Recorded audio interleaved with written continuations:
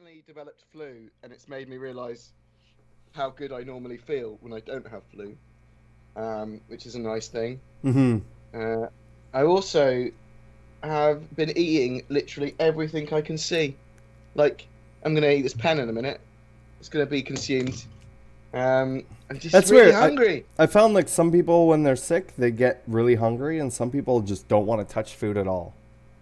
Mate, So I'm the same as you. I just want to eat everything. My oh roommate. yeah, you look like you're eating everything, Saurus. Oh, you put on some weight, have you? Shut up! Wait until you get a bit tubby, mate. It's like, yeah, look at this. Binging confirmed. Yeah, Binging but my roommate does not want to touch food. Doesn't even want to see food. Wants to be away from it weird. when he's sick. But Which it's like I the best get. thing. I get that. I love foods. But I mean, I've been making some.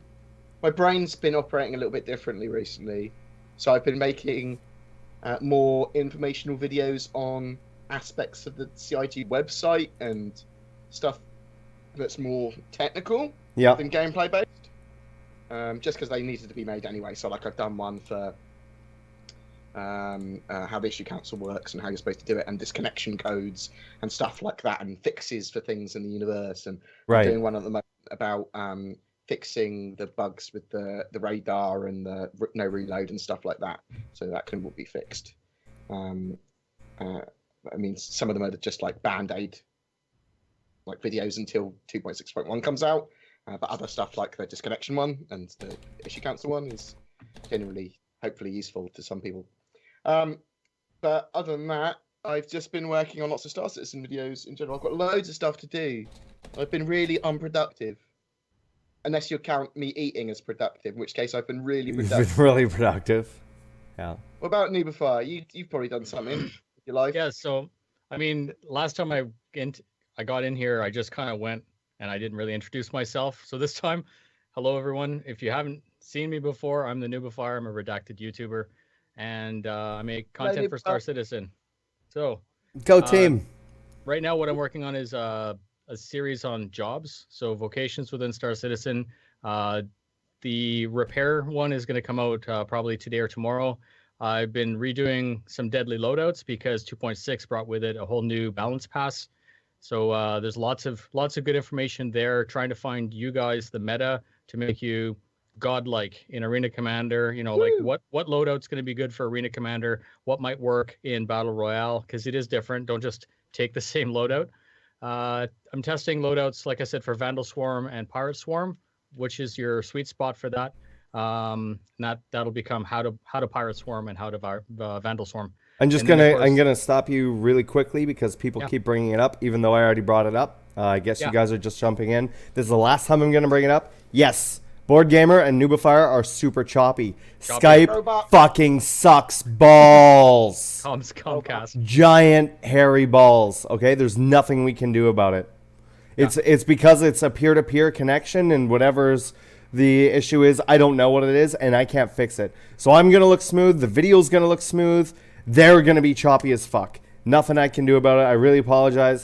The good thing is that we can have the smooth audio. Sorry for cutting you off, Noobifier. No, that's all good. I was almost done anyways. So, effectively, the last thing I wanted to talk about was Monster Tech has donated to my content for you guys a set of mounts, joystick mounts. They're rock solid, super slick, and they're not cheap. So that's going on my channel as well. So at the end of this, if you want, go check that out. And that's really where I am right now, just trying to tear the ass out of 2.6 content for the community. Right on. I mean, that should be your new tagline: tearing the ass out tearing the ass for the community. I like it. So gross. Yeah, for myself, I mean, I've just been sick the last couple days, pretty bad. Like really, really bad, like non-functioning, sick, dying. I think it was from going to that computer auction. If you guys didn't know, I went to a computer auction this last Saturday, and picked up a bunch of cool stuff for the stream house, getting that all situated. I also picked up not one, but two, Gigabyte G1 1060s. I had announced that we're going to do that with a sub goal. I changed my mind yesterday. So we're going to, I'm gonna give one away on Monday, for sure.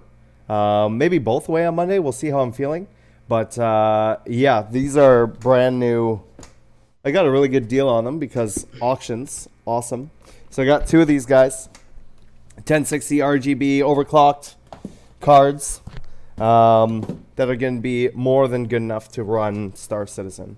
For sure. And that's actually what I'm running in my computer. I bought a G1, 1080 G1, but I nice. love it. Like, it stays cold, it's quiet, it's everything that I ever wanted. So yeah, so we'll be doing that. Other than that, I've been getting all my vlog setup stuff ready for PAX East. So I have my external recorder should be here next week. The gimbal should be showing up today for my GoPro 5. I picked up a GoPro 5 a couple days ago. Been messing around with that, playing around with that. Gonna have to learn how to do all that stuff. So it's all uncharted territory for me. We're gonna start doing stuff as a house as well and start recording, like going to the go-karts and going like hiking and stuff like that. And so I can start making those vlogs and start getting use out of those things. So I'm really, really excited to start doing all of that stuff. But other than that, I did have a bunch of dual streams planned for earlier this week. I had to cancel all of them because I wasn't streaming and I was just super sick. If you guys saw me on Monday, I looked like death. So I still look like death. I'm super pale. I feel you, brother. But yeah, it's like a worldwide phenomenon right now. So yeah, but enough about that. Let's jump into the actual content here. And so like I said, I'm going to remind everybody that we do have an 85X giveaway happening right now. Exclamation point 85X in chat. Just make sure you're following everybody on the stream here. Go check out Noobifier's YouTube channel, exclamation point noob. He is the one who is donating this for the giveaway. I want to give out a special congratulations to Grey-Headed Gamer for being called out in this week's This Week in Star Citizen for January 16th, 2017 for his Not So Sober Saturday podcast, which is super awesome. It's always awesome to get the spotlight shown on some of our content creators. HCS voice packs, I guess. Noob, I'll leave this one up to you, being as you're the one who does a lot of the HCS stuff. For sure. So as you know, Paul at ACS, he's basically trying hard to do right by the community. So every time we get a patch and something changes, he actually contacts everyone to try to find out what he needs to add to it. He also adds more script, so he'll get an actor back in the studio to speak more lines to try to make it more immersive, so that it's not saying jump drive, it's saying quantum drive. Like it's the right terminology for the game.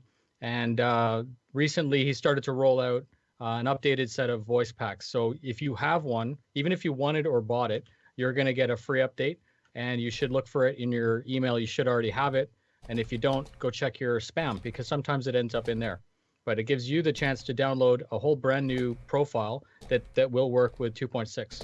So it's like super positive. Yeah, their out of game support is awesome.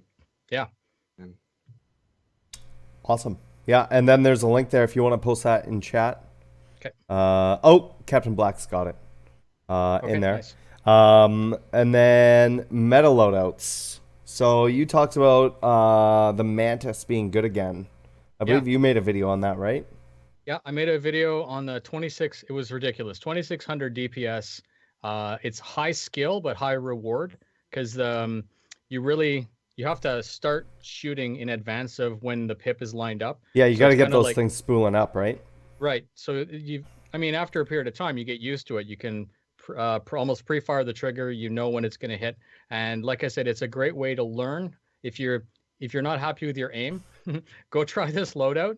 And even if you're just in Vandal Swarm or something, with repetition, this will get you, used to the loadout. The problem is it is a fixed loadout. So if you're a keyboard and mouse and you're used to gimbaled, I'm sorry, I don't fly that way. So unfortunately, most of my content isn't going to be on something that I don't know, because that's That's me being a hypocrite. But I mean, it's you can still fly fixed wing Yeah. with the mouse and for keyboard. sure. It's just if you're expecting it, it won't be there. But 3 Mantises, they don't overheat as bad as they used to in 2.5. With the ballistic on the top, the size 4 Apocalypse Arms, the Revenant, it just makes things disintegrate. It's a super powerful load. It's fun to play. I wouldn't recommend trying it in PvP because it is, actual players fly very differently than the AI.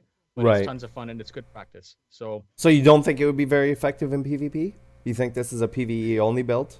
it would be. I would say that it's very skill based. And I think that, like I said, the real player flies differently, or there's more problems in PvP. And you also, even in PvE, you have to always pick up the ammo dumps. You have to. It really teaches you how to fly differently with that. So it's like I said, it's more of a, for me, it's more of a training value than a meta loadout that you can just go wreck face in Battle Royale. Right on. And then we'll jump into the news this week in Star Citizen. I'll pull this up if one of you guys want to cover what it talks about, because I can't see all of that stuff. Yeah. So I mean, they go over their community content schedule, which is just there. There are different shows that they have here now. We have a couple community spotlights. We got Guard Frequency, Versecast, Addicts Anonymous, Not So Sober Saturday. All kinds of different shows. It's nice to see them highlight some community content, because previously all they had was a listing for it, literally a forum listing of these are the shows that you can see. But now they're actually doing week by week. They're going, look at this one, which is good. Because it actually gives them a little bit of exposure and doesn't cost CIG anything, and gets their weekly kind of what's happening this week in a place that is not just the forum. That is not the forum, right? Exactly. Yeah. And I think that's the most important thing coming out of that is that it's not the forum. It is a more official place for it. PAX, it's kind of like being called out for MVP as well. Like, you're getting a little bit of exposure. And some people that may not be subscribed to you or may not be aware of what you're doing are now aware. And that's really helpful. That actually drives. It makes you want to do more or try harder. So this is exactly the kind of thing, as a content creator, that I like to see. Yeah, exactly. PAX South coming up, I believe, is next weekend.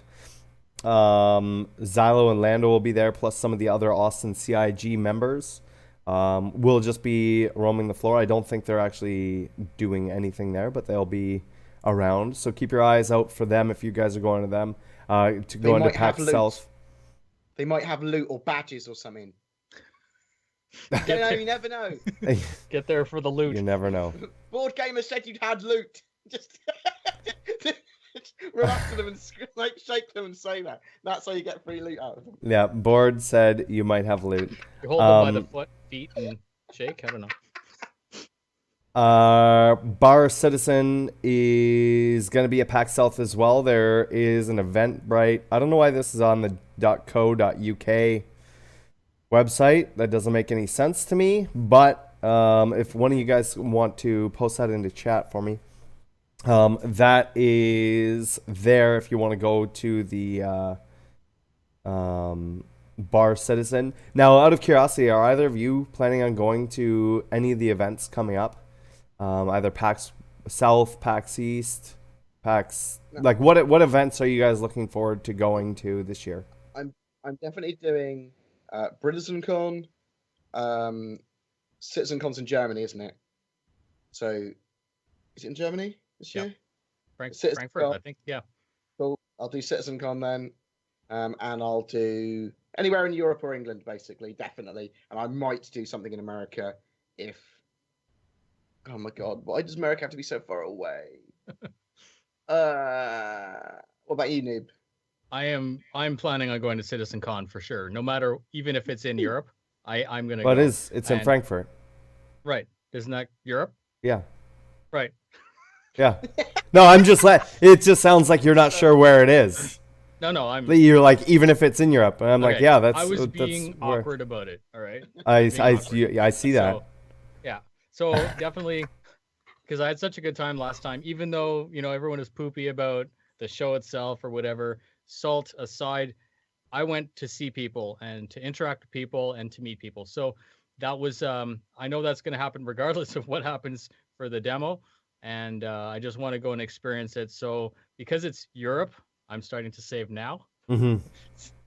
It's legit, and I'm actually interested in watching the website for when tickets go on sale, so I can actually do that without having to buy scalp tickets from someone Yeah. Are you this year. planning to go to any other conventions at all this year? Okay, so I mean, where I am in Ottawa, it's kind of limited. The big ones, no, not so much. I'm gonna try to save I mean, myself PAX for. East is pretty close to you. Yeah, I know, but it's I work and stuff like that, so it's more difficult for me to. I almost want to choose one and put all my focus on it rather than trying to Fair enough. scatter myself. So yeah, it's fun, and I definitely I can see the enjoyment of going to it, but I actually would really like to just go to SitCon in Germany. Fair In Europe. enough. Fair enough. Myself, I'll be going to East, West, TwitchCon, and CitizenCon. So East will be the first one coming up in March, I believe. Do we know if Star Citizen peeps are doing anything at any non-official events? So No, just... I don't think they're doing anything other than maybe showing up as, just checking it out. What about Gamescom then? Where is that always They in might. the same place? Yeah. The Gamescom, I think, is always in the same place. Okay. Um, That was a good launch last year too. The demo at Gamescom, I think was even better than SitCon. Yeah, so at least at the Gamescom stuff was a surprise and therefore amazing. It was like, oh my god, and the demo's over. Oh no, it's going on for another mission. I mean, it was awesome. It was it was really well done. Yeah. So looking forward to those. There's also a thing here to remember to upvote your favorite podcasts. And then Twerk, because Twerk did the doc yesterday and this morning, he says this. Wink. So I just did a big obvious wink for you guys. And there's a link there. robertspaceindustriescom/community/podcasts. And any of the ones that you like there, go ahead and go give them an upvote. I think a lot of the podcasts, with the exception of ours, don't get as much love as they should. So make sure you go give them that upvote love up on the community hub there. Dutch bar citizen videos. Okay, I haven't seen these at all, so this is all new to me. I don't know if you guys have seen these at all. Yeah, so there's an interview with Dan Truffin and there's an interview with Brian Chambers. The one with Brian Chambers is more about how the office operates. The one with Dan Truffin, he's the game mechanics guy, basically. If you want to ask any game mechanics questions to, that's the guy you'd want to talk to. He answered loads of stuff about Persistent Universe, game mechanics, and that sort of stuff. And it was a cornucopia of quite interesting information. And that said, I'm literally going to... Apparently, the Dan Truffin interview, which is the third video, is really, really good. It is. So go check that out. Highlights are items on... Okay, a lot of these are questions. I'm not sure. If you've seen these, can you go through these, Bored? Because I feel like I'm just going to be asking the questions, and it doesn't make any sense to me. I mean, I won't go through the doc. I'll just go through my own personal notes to make myself look much more intelligent. They talk about lots of stuff. So they talk about planets, points of interest on planets, the fact that locations might be quite vast on these huge planets. There's not just going to be like a few points of interest that everyone's going to know after a month. You're going to be able to sell information on points of interest. Some are going to appear, some are going to disappear. Planets are huge. Planets are massive. And they're going to have weather and nature systems. It's all tech dependent about what they can do, though, for weather and nature and stuff. They want to have natural disasters. They want to have volcanoes. They want to have very complex weather, but it's all tech dependent. So they'll push the tech as much as they can. They can do stuff like meteor showers now, but they'll push what they can. And we might see non-game mechanics such as biodata on species, collecting like biodata, collecting wood, lots of different kind of resource gathering.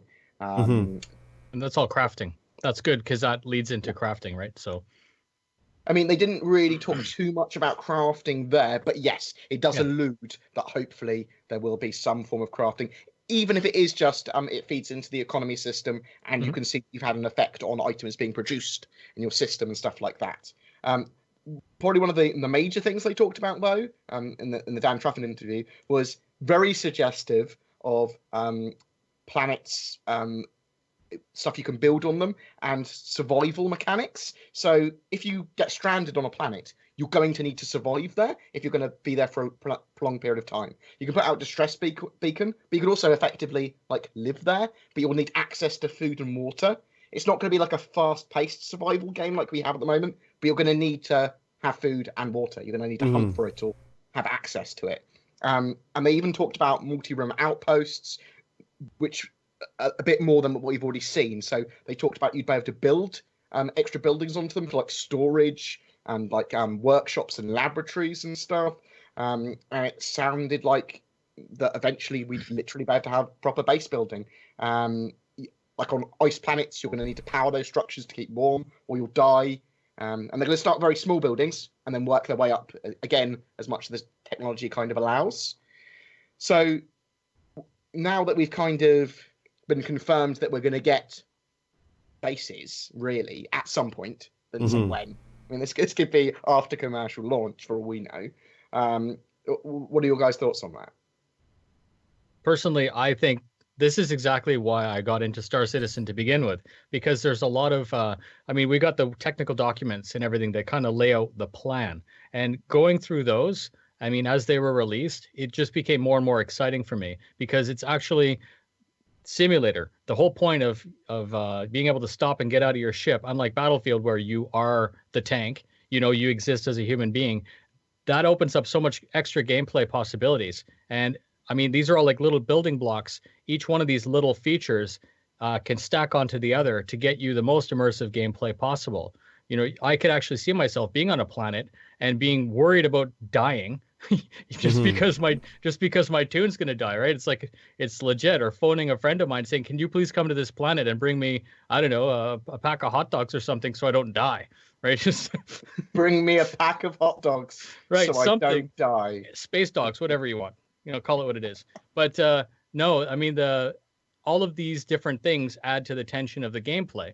And that's what I like about it's not just die, rinse, repeat, respawn. It has some causality. There's some cause and effect there, which I got out of that, which was really exciting.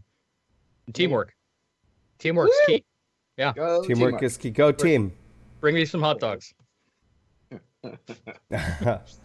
And then moving forward, we had the subscriber town hall the other day.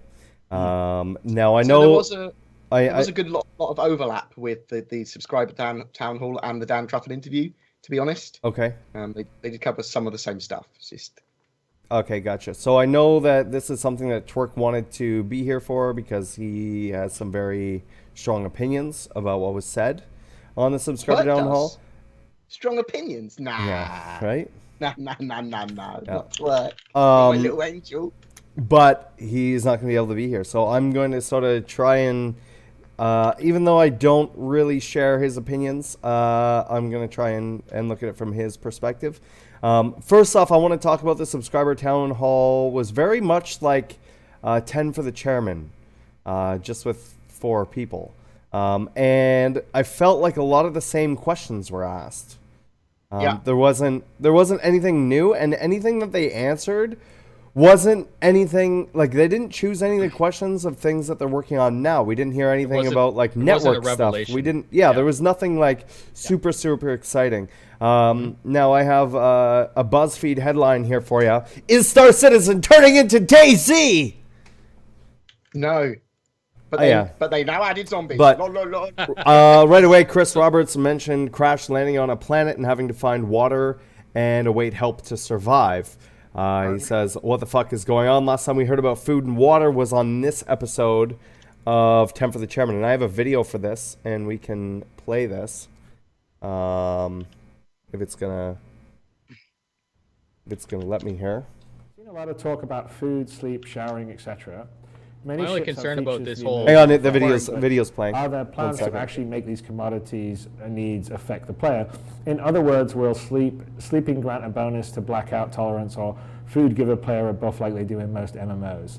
So I think this is something that I've talked about before, which is I really quite like the fact that we have functionality in sort of ships that makes them sort of seem real, and I do sort of feel like you want to give a bonus to that functionality to a certain extent, because it makes it not just a completely cosmetic item. It just sort of makes it, oh, that's something to do.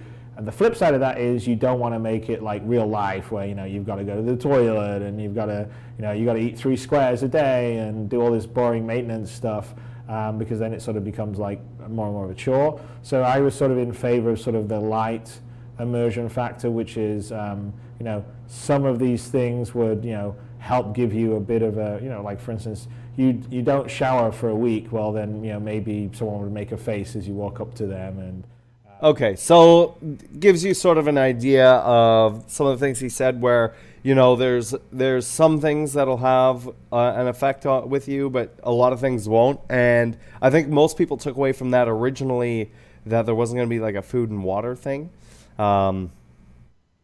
but things change.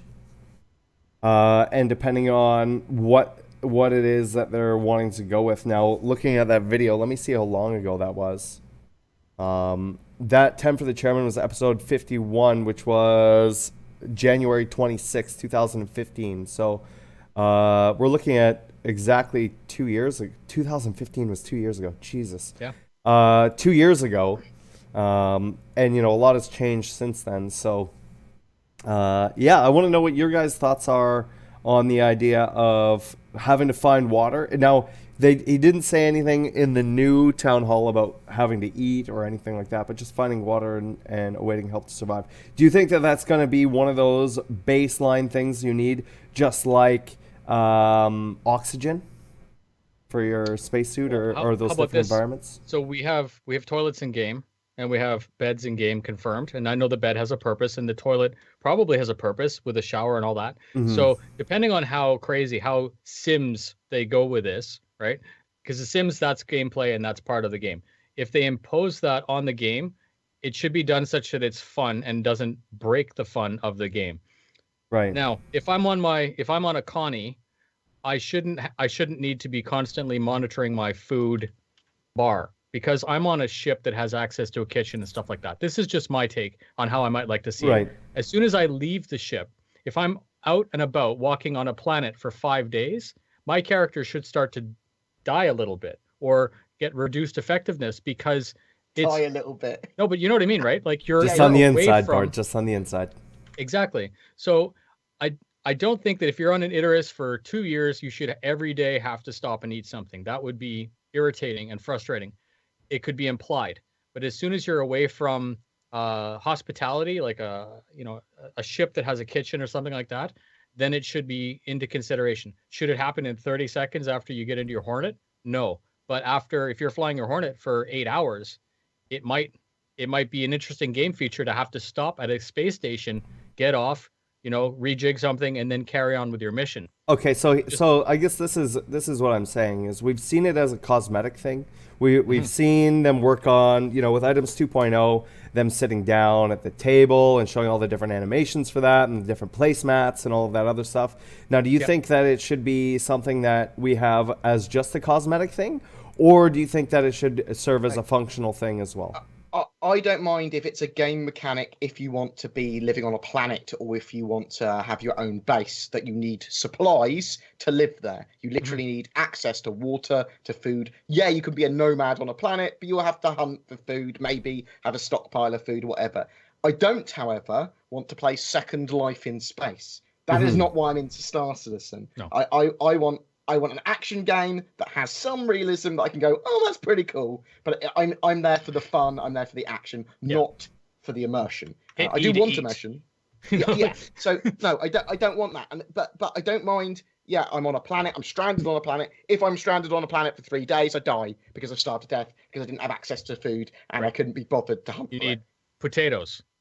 Yeah, you need oxygen, you need potatoes, you need warmth. If I crash on an ice planet, I need to be opening up tauntauns and fucking getting inside to warm up, don't I, mate? Like it's. Yeah, what I don't get, and I mean Twerk is saying this in chat as well, is how is it a consistent mechanic if sometimes you need to eat and sometimes you don't? And the thing, I discussed that. If you're on a ship that has access to it, it's implied that you're doing it.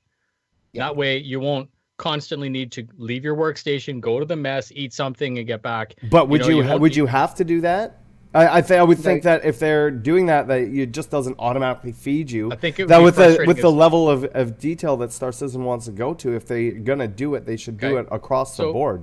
The hardcore MMO guys that want to do the realistic, role play, then yes. But I don't think that making someone hit E to eat every time, like get out of their workstation, go to the kitchen, make something to eat, like in The Sims, I don't think that wouldn't add value to the game. It wouldn't make it more fun for me. And right. So then my question is why would you even add that mechanic at all then?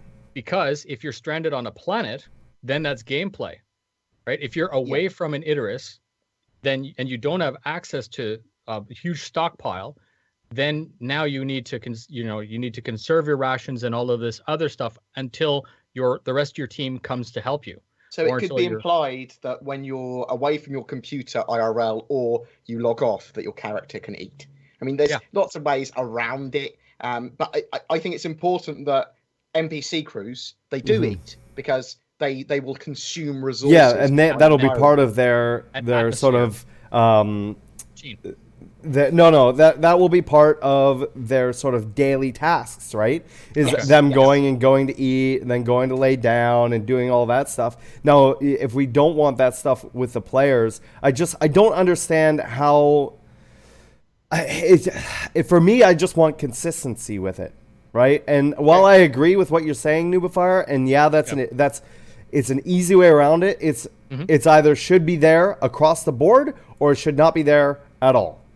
I think want my cake and eat it too. I want to be able to not have to screw around with it when I don't want to play the game mechanic. But let's say I choose what if you don't choose to get stranded? That means you still need to do that. And so it doesn't make any sense. Like who's updating all your rations on your ship? Who's doing all of that stuff? Like I would rather it just not be there like that. If they're going to do the oxygen thing, that makes a lot of sense because that affects everything across the board. Right? And that's easy to implement. And I mean, it's easy to do with the water thing too, because he didn't say anything about food. He specifically said having to find water, right? Because you can go for a long time without food. Yeah. So it could be something with water as well, that you do have to go to the mess hall. You do have to go visit the back of your Mustang to go to the sink and get a glass of water every now and then. If that's but as long as it's not like those games where you're running around for 20 minutes and then you need water. If it's like once and then but if it's like once every 24 hours or something, then that's okay. It's not something you need to necessarily do in the middle of combat. It's not something you need to do in whatever. But I think that if you're gonna implement it in one place, you need to implement it across the board, or you don't implement it at all. Because then it's like, okay, well, does it matter that if you're on an alien planet in some alien city, are you considered stranded? Well, if you can't eat their food, yeah. Well, how do you know that though? Or how do you know that they don't have water? Or if you're on some moon and you're not stranded and you're just hanging out for a couple days, how I just don't understand how they can see what that difference is, right? Like at what point are you considered stranded? At what point are you not considered stranded? Okay. Well, how about this then? Another idea is that your body, like part of your gear, you have, let's say, 2 or 3 ration packs in your kit. And if you go to your ship, your Connie, it's restocked. And then you can go walk on the planet. And it's implied that every certain cycle... I also don't like the idea of implied things. I just want to go in, like how we have an oxygen meter. If we have an oxygen meter, we have an ammo count. Right now, we don't have like a grenade count or a heal med but you count. Could have a food count. But no, I don't. I don't. I Want just it to I become don't a want it to become survival that. game. That's the Oh, thing is I no. don't want it to become that. And that's what I'm just saying, why that's wouldn't, like, if and you're that's on a what we're planet, you have getting at. food count, and you have 3 It just days. is getting too fucking micromanaging. Okay. You know, like I like the idea. I like the idea of micromanaging a ship and like Yeah. its components and stuff like that, but having to go all the way down to your character and being like, I need a certain amount of food, I need a certain amount of water. I don't want to turn it into DayZ and then I'm going around from place to place just to find water or just to find food. Steal some I guy's can't tire. imagine. I can't imagine just- an Idris level being made in The Sims now. And you just get Yeah. just You got like satisfied a with the red. needs of You've got a red diamond on top of your head because he's just pissed off or something. because I've just pissed myself, maybe. Right. Good. Not enough hot I dogs. don't want to have to use the toilet. I don't want to have to use it in real life, to be honest. I don't really want to deal with that. I don't want to do it in a computer game. Diapers God. confirmed. Diapers confirmed. Now, I Yep. know what you're saying, Saurus, but and I agree to actually with you quite a lot with that. It needs to be handled right. I like gameplay. I want more gameplay mechanics. Yeah. Gameplay is good. It has to be fun. And You can't Well, be it has to frustrated. be. It has not to be only fun. has to be fun because you can make it fun, but you can't flip flop it. Hmm. That's sort of where I feel like it's sitting at is like, oh, you have to do it here, but not here. Well, why? That's I stupid. agree with you. It has to be consistent. Yeah, It I needs- think it needs to be it- consistent, it- and I it- don't want it to feel like a survival game. If I want to go play a survival game, there's more than plenty enough of those on the market. Even space survival games, even space survival multiplayer games. And I know a lot of players, like every time I do a contest, if I put a fighter out, I know that there's less interest than if I put a prospector out. So I know that the community is diverse, and I'm a very small like piece of it. I like combat, I like fighting, and I know that 80-90% of the people literally just want to go out and explore space and have a good time. So I can actually see the community being very upset about that imposed restriction, that additional level of gameplay that they may not want to do. It's anything taking them away from what they want to do is going to be frustrating. I can definitely see that you need kitchens on ships and on bases to sustain NPCs. Mhm. Certainly see that. That's very important. And I can see that maybe to have a base on a planet that you will need to be able to, that planet will need to be able to sustain food in some way, even if it's just to store it. Because some planets might not even be suitable for storage of food. So I can understand that with bases. I'm not sure if I want it to affect my character. It needs to be handled very well by CIG to not make it look like No Man's Sky. Right. Or an add-on, or something that's just like an afterthought. Yeah, and that's what it feels like. It feels like Yeah. it's almost an afterthought. It's slightly, as Sora said, like DayZ, just adding mechanics for the sake of it. That's almost feature creep. Unless they had something, yeah, it feels like feature creep. That particular thing. Yeah, unless they're trying to get a goal, another like unless there's something that they've thought of that we can't see yet, and adding all of this is gonna add a new game type or game feature. Now, I want to interject here and say that if anybody has any questions at all, exclamation point question in chat. If they're for myself, BoredGamer, or Noobifier, or all three of us, click on the link. It's a Google form. Go through that, fill that out, and then that will get put into our question list. Also, another friendly reminder, we have an 85X that we are giving away.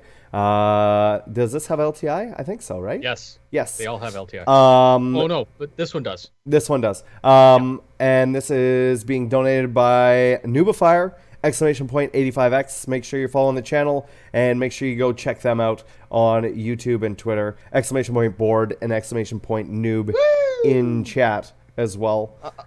I just want to make something very clear as well. These are very much our opinions, and they evolve as we discuss them. Yep. You're totally entitled to your own opinions. This is the joy of Star Citizen's development. Have your opinions, voice them, talk about them. Let's get a game that everyone can agree on, and evolve the conversation to go into the direction that we want as a game. So 100%.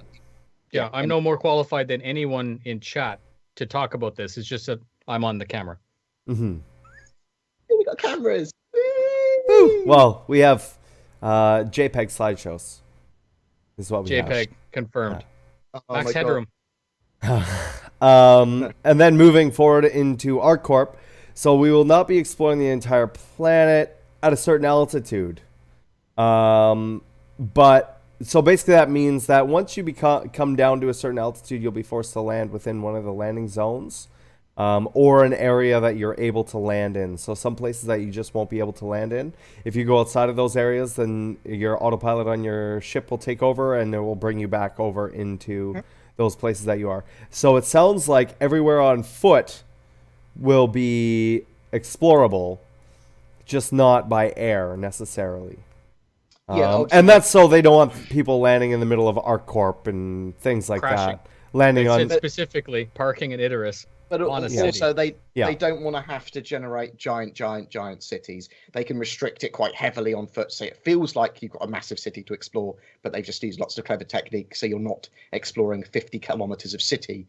They've done clever things, so they don't want to do hero fucking cities. Jesus. Right. And that's good. It's a nice control measure. I mean, at the end of the day, we're trying to preserve the economy of frame rates and all of the effort in building the game. Do I want while still maintaining that it looks good and yeah exactly. So and works would well. I like to see an entire planet of city? Of course. Yeah. But am I willing to trade a year of development so that people can hand build a city? No, right? I mean, obviously there's procedural tech and everything like that, but you're right. Maybe after the game's released, sure. Yeah, and if there's something 50 kilometers away in that city, what's wrong with taking a subway to it? Why do I need to physically walk the 50 kilometers on the outside? So there's ways around it, I suppose, is I guess what I'm saying. Yeah. And I don't mind the idea of players. I like the control measure. It stops people from being able to troll cities and expect the city to blow up, like cause a catastrophe. Like I parked a Connie in the Central Plaza and killed everybody. Right. They can't let you do that, obviously, because then people would. Yes, it's because people would. That's the issue. And then the last thing that we have notes for here is the combat logs. So this was something that people were interested about. They've talked about this before, but they're going to say that ships, the concept that they're going with as of right now, our ships will persist for an undetermined time when in unsafe areas. So that means that if you get disconnected, if you log off, if whatever, not only is your character, but your ship is they're both going to persist for, say, up to 10 minutes, right? And then if nothing happens, then when you log back in, it's going to spawn you back in. Now, there are some caveats to that. One being if there's real-life players on your ship, while you will despawn, your ship will continue to be there. And if something happens to your ship while you're gone, then something happens to your ship while you're gone. Make sure that you trust the people that are on there. It's like saying, hey, guys, I bought this RV. I'm driving it. I'm going to go take a nap in the back. One of you guys take over. If somebody crashes it, somebody crashes it. Don't be stupid with it, right? Yeah, exactly. So, right. Kill him. So that's sort of one of the things there. You will be able to give certain players permissions to certain stations on a multi-crew ship. Yep. So not just anyone can just, pop into that seat. But that also brings up the question, if nobody has permission but yourself to pilot that ship, then what happens? Are those people then stuck in that ship? There's a hierarchy. Yeah, so it's addressed it with a hierarchy. So they basically said that if I disconnect or die, you'd then be in charge of permissions. So choose the people on your ship wisely is what Chris Roberts actually said. And it's the same thing. I could give Disco the keys to my car and I could tell him, don't crash it, into something. And he could or couldn't. It's up to him. But I have to choose who I give that permission to. So if I don't trust the people on my ship, then I'm just not going to let them on the ship. And that's really it. Yeah. Now, I'm seeing people saying in chat, 10 minutes is a long time to do that. And while yes, it is a long time, I agree. This is what I'm going to say. Make sure you log out in a safe area then, right? Yep. And then it's not going to be an issue. If you're just logging out for the sake of whatever and you're in a potentially dangerous area, then that's kind of your own fault. And 10 minutes is deliberate though, because the idea was Chris Roberts, if I don't like the combat I'm in and I can just unplug my internet and then despawn, that breaks the game for the people that would have beat me, and it's not fair. Right. So if your internet craps out, then you have 10 minutes to reconnect and resume your mission, right? Because that's the intention. Normal people, normally if your internet craps out, you want to get in and you want to finish, right? That's your intention. You want it to be there anyways. It's designed to prevent those people that are going to try to disconnect and troll people, or just say, rage quit. It makes sense that as long as no players or enemies are near you when you log out, you can log out much safer and you'll despawn quicker, because there's nothing near you, you're good. But if there is players near you, whether they be good or bad, it doesn't matter, because the game won't know if they're good or bad, or NPCs near you, then it takes a while for you to log out. Or you can never log out until they're gone. You see what I mean? It never doesn't despawn until stuff. And if you log out, or if you don't log out, you just disconnect, the AI, I think the understanding is the AI will try to fly your ship to the nearest safe area and log you out. That's what Eve does, isn't it? Yeah. And whatever happens to you, if you despawn, or if you despawn in like Vandal space, then you're at a greater risk of not being able to recover your ship because you're in a hostile area. If you do the same thing in a green zone near Terra or something, then it's fine. Your ship will fly itself to your garage and park, and you'll be able to resume your mission from there. So it's good, and I really like the idea of not allowing people to ruin other people's gameplay, because it's a form of trolling, right? If you're just having a bad day and 4 people are actually beating you, then unplug and then you're fine. Like you just completely. Well, I think it's funny, we were talking about DayZ earlier. I think DayZ actually does this well. So what happens is in DayZ, if you're not in combat, and it knows whether you fired a weapon or they've fired a weapon, it persists you for however long. I think it's like 3 minutes or 5 minutes or something like that. However, if you're not in combat at all and you haven't been fired at, and you haven't fired, it just logs you out immediately. And I think that might even be a more elegant solution with whatever, because the game will know if you're getting hit or if you fired at all, right? And so it's okay 10 minutes from the last time you fired.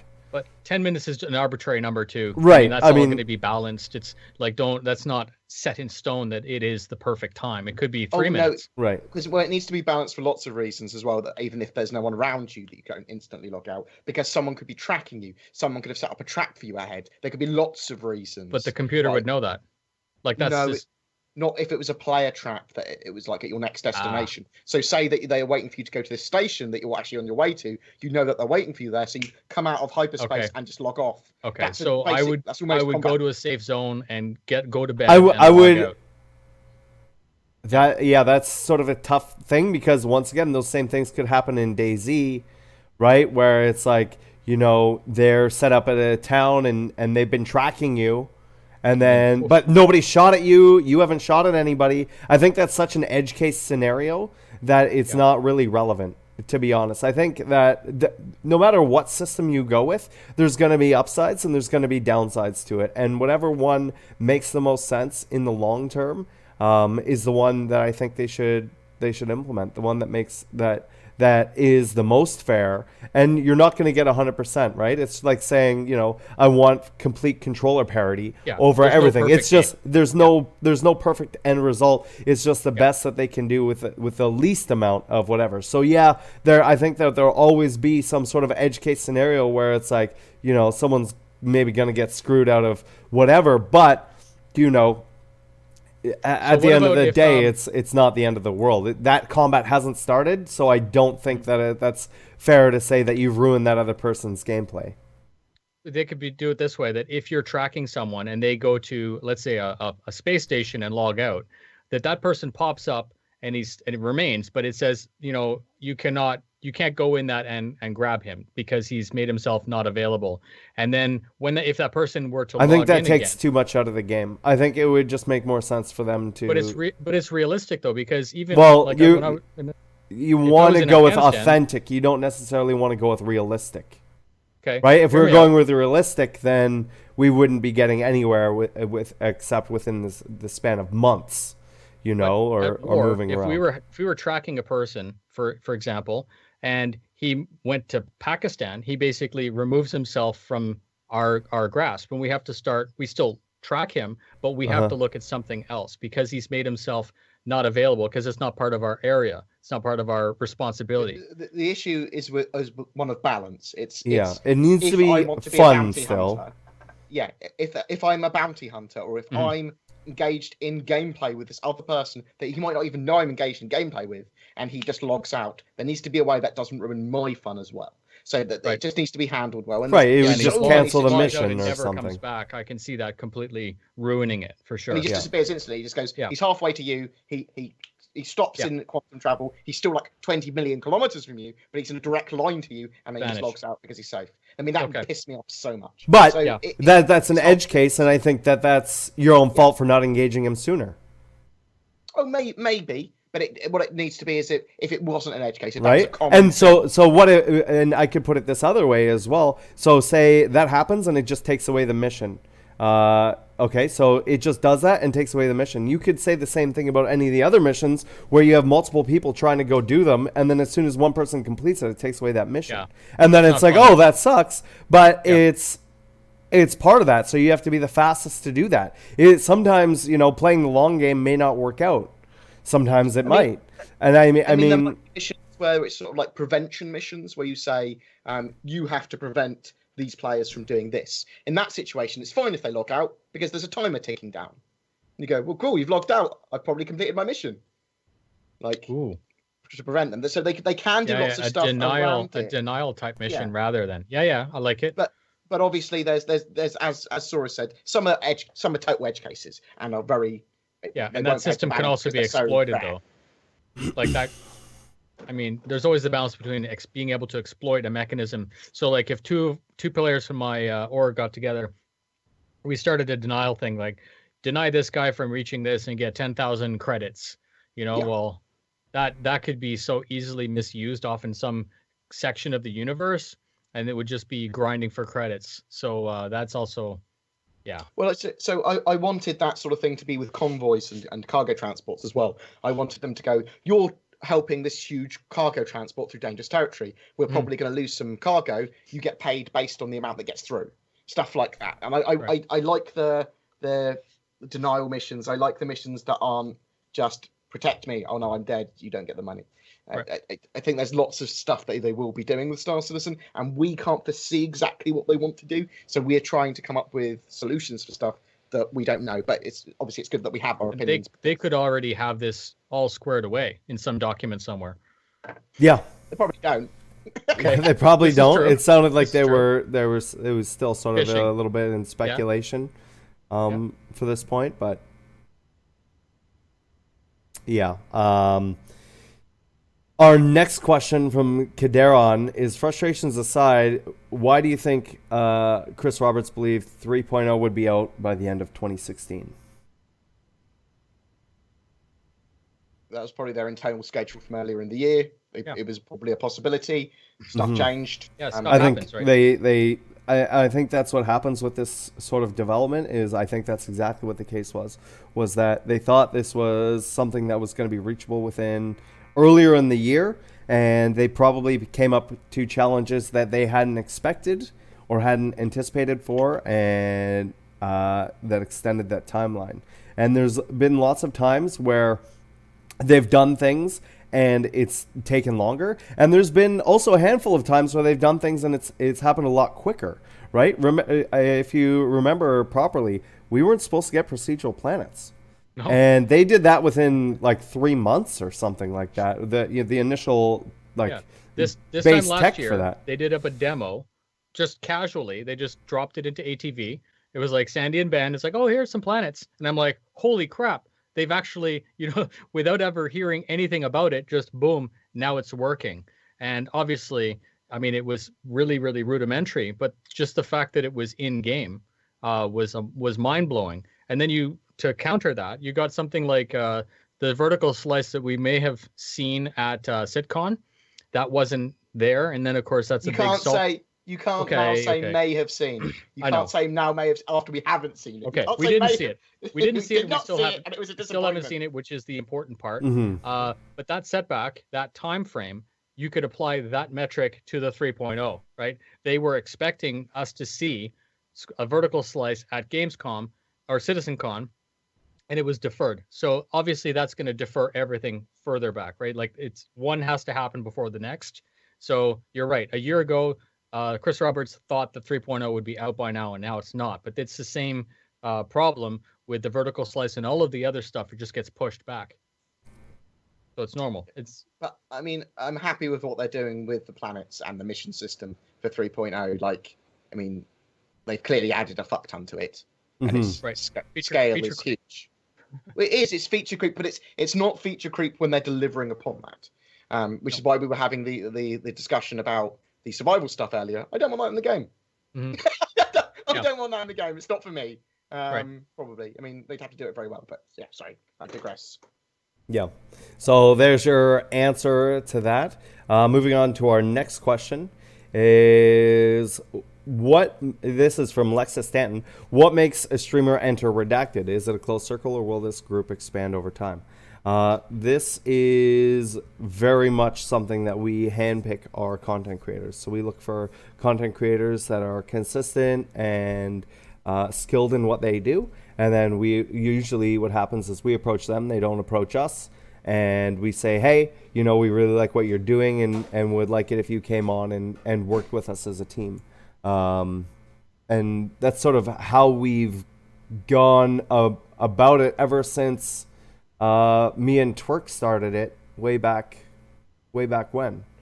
I mean, we've looked like at casuals, and it just doesn't work in the way that we want. Yeah, it just doesn't work because there's too many times where it's like you have some people who are doing it just very casually and whatever, and there's not so much of the team effort in there.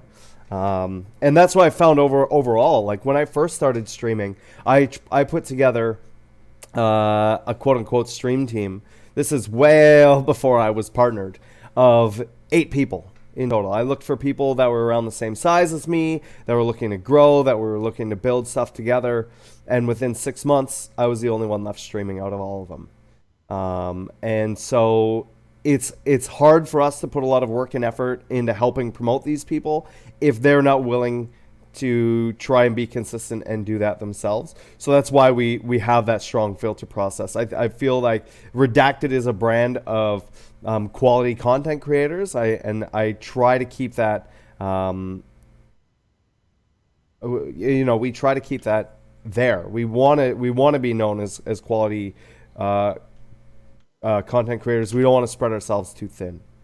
But it's also self-serving, or it's also circular, because me being part of Redacted, I want to push harder, right? That's what we want. Exactly. Right. And it drives me, right? So example, February 3rd last year was the anniversary of when BoredGamer and Tor contacted me on Skype to ask me if I wanted to be a member of Redacted.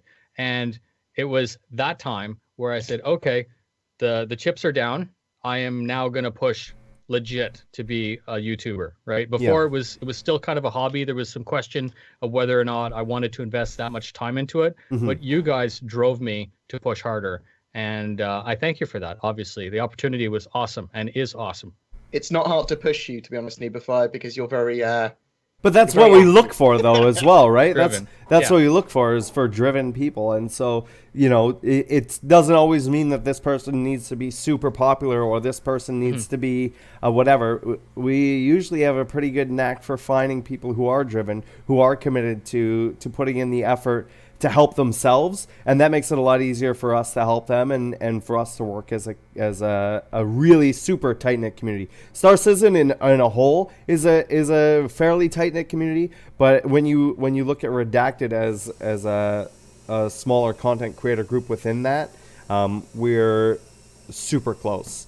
So, and being able to do that, and that's sort of how we work. So it's inevitable. It will expand over time, but it's not something like we need 50 people or we need this or this. It's like when that content creator comes around that we think would be a good fit for the rest of Redacted and would work well with the rest of us, then we'd approach them. And that doesn't even necessarily mean quota. that they would even accept that invite. You know, there's been plenty of people that we've reached out to, and they're like, you know, I really like working with you guys, but I want to do my own thing or whatever, and that's fine too. Yeah, where are they now? Fuck them. Sorry. Obviously, Mitachi. No, the is the one outburst that- was exception merited for- there. That was Lol. the right time for your outburst. Yeah. But yeah, hopefully that answers your question, Lexa. Adrian Scholl. You all have experienced eagerness for ships to be purchasable in game with AUEC. However, ship sales are currently the primary source of revenue for development. Do you think CIG might be waiting until the game is feature complete and thus game sales primarily fund development before they allow ships to be purchased in game? Not necessarily. I think that once Squadron 42 comes out, that could very much help out with that. And I'm not quite sure how much more funding they need. And that's sort of hard to tell at this point. So, I mean, there may be other ways of going about it. And I think that even if you make ships flyable within the persistent universe or ships buyable within the persistent universe, that doesn't necessarily mean people won't purchase those ships still to start with them and to still hop back the game. I don't know what you guys think about that, but I'm not quite sure. I'm not quite sure when I think that's going to happen. I'm a bit up and down in the air. Sorry, can you repeat the question again before I? Yeah, so we've all expressed eagerness for ships to be purchasable in game, right? But their ship sales are their main source of revenue. Yeah. So do you think that we're going to be waiting until the game is feature complete, or do you think that we're going to get it before that, or whatever, and why? So it makes sense for them to wait until the game is at least in beta before they stop selling ships. Mm-hmm. And I want to be very clear. I don't think they're ever going to fully stop selling ships. And what I mean by that is I think you're going to see an arrangement of different starter packages ranging from an Aurora all the way up to a Constellation. Yep. But I don't think you're going to see the ability to purchase any of the specific ships. I think all the ships that you'll be able to get with a game package will be all-around ships like the Constellation, like the Hornet, like the Avenger, the 300 series, and that kind of stuff. Basically, whatever we see game packages with now, I think is what you're going to see after the game has been released. I wouldn't mind, personally, and this is very much my opinion before people execute me. I wouldn't mind them selling concept ships after launch of Star Citizen when we've got a new concept ship. Okay. I don't mind them doing stuff like that. I don't mind them funding the game with new ships. I just don't want them to constantly sell ships in general. So I have a limit on this, though. AUEC is really the deciding factor on whether or not this is possible. Because right now we have AUEC, and then it's wiped. So they couldn't institute it now even if they wanted to, because the UEC doesn't have any value. Yes, you can go buy UEC from the store and then buy a ship, but that doesn't make any sense because you can now just go buy the ship directly. So as soon as the UEC is something that's tangible and consistent, and it has to be persistent because you can't lose your UEC every time they iterate, that's really the key. That's the clincher. And of course, you touched on it, Soros. This is their form of income, and you said, well, how much is enough? And I say there's never enough, right? That's just normal. Even within my own household, I want more money. It's right. There's no such thing. There's always more improvements you can be making. There's always more people you could be hiring. You know, is that bad? No, I don't see that as negative, and I don't even think that it's like trolly or anything like, you know, CIG has enough money and now they're getting greedy. I don't see that. I think it's like a cushion, and it's so that it enables them to do exactly what they want to do for me. Because it is for me. The game, I want the game to be as fleshed out as possible. Yeah, from our point of view as content creators for primarily Star Citizen, is that we want Star Citizen to make as much money as possible because it makes the game better for us to cover. I mean, it's as simple as that. We effectively have a vested interest in it. Now, if it did shit or whatever, we'd still do well because we'd be covering it still. It'd be fine. But for a lot of us, this is a game of our dreams. This is something that we want to stick with for creating content for like 10 years. Mhm. So yeah, I want them to sell ships until into beta. Yeah, I want them to sell make as much money as they can as a company. But their game needs to be fucking amazeballs as well. Yeah, it has to be and that spot just on. enables them to do that. Is what I'm saying. It enables Yeah. them to do that more. So that's the hope anyway. They Yeah. might get to a point where they go, well, no more money is necessary for the game. But they'd be stupid as a company to say that, wouldn't they? Let's face it. Did we answer the question then? Yeah, I mean, like, I guess so. At what point do we point? buy ships inverse? Yeah. And I say when it goes live, or I'm, when there's actual persistence. I think they need to have it working before then, for sure. They need to have it tested before that. Possibly in 3.0, we might see with Alpha UEC you can buy ships, and obviously But that's Alpha UEC. Yeah, it's Alpha UEC. Yeah, So that's the basically, test currency. That's what he's asking about. That's what he's talking about. Is Alpha not UEC? UEC. No, I thought no, you won't see UEC until the game is launched. Right, and then the question is when do they close the store on the website? I thought that. Well, that's what. Was. Well, that's not what I got from that. But the question was when can we? The question was when can we start buying ships in game? Now you can allude to when are they going to close the store, and I don't think they're actually going to close the entirety of the store. I think, like I said, they'll get rid of all of the specialty ships. I think all of the game packages will remain. Okay. Up to the Constellation, and I think you're right, even to that level up to the Constellation, because it makes sense. Yeah. So I mean, I don't think they'll get rid of the other ships until literal commercial launch, and I think that even up to the day before the actual release of the game, thinking about it now, there'll probably be like a sale a day before the game. Yeah, or the month before the game. Yeah. And then you know what I mean? Then you said it true. After the game goes live, there's nothing stopping them from having a concept release of a new ship. Another, and then they sell it for cash money. This is where it gets gray. They sell like that ship for cash money, and then you get it in game. So I'm interested in knowing other people's genuine opinions on that. Civil, genuine opinions. Yeah, is that something that you want? Yeah, or is it something that you're totally against? And it's fine to be on either side or in a nice middle ground, because again, I'm interested on people's opinions on that. I like the idea. I want them to have as many ships in that game as possible after commercial release. I want them to be having people just employed to make ships. So, for example, after the game is live, they come out with the Cutlass Green, whatever that is. It's a garbage truck. Who cares?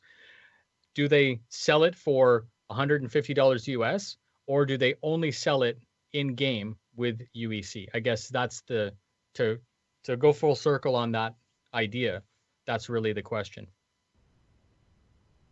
Yeah, and obviously it needs to be made sure that it's not pay to win, and that is a hard thing to do as well if they're releasing concept ships, which in some situations will be like, this is the newest best miner.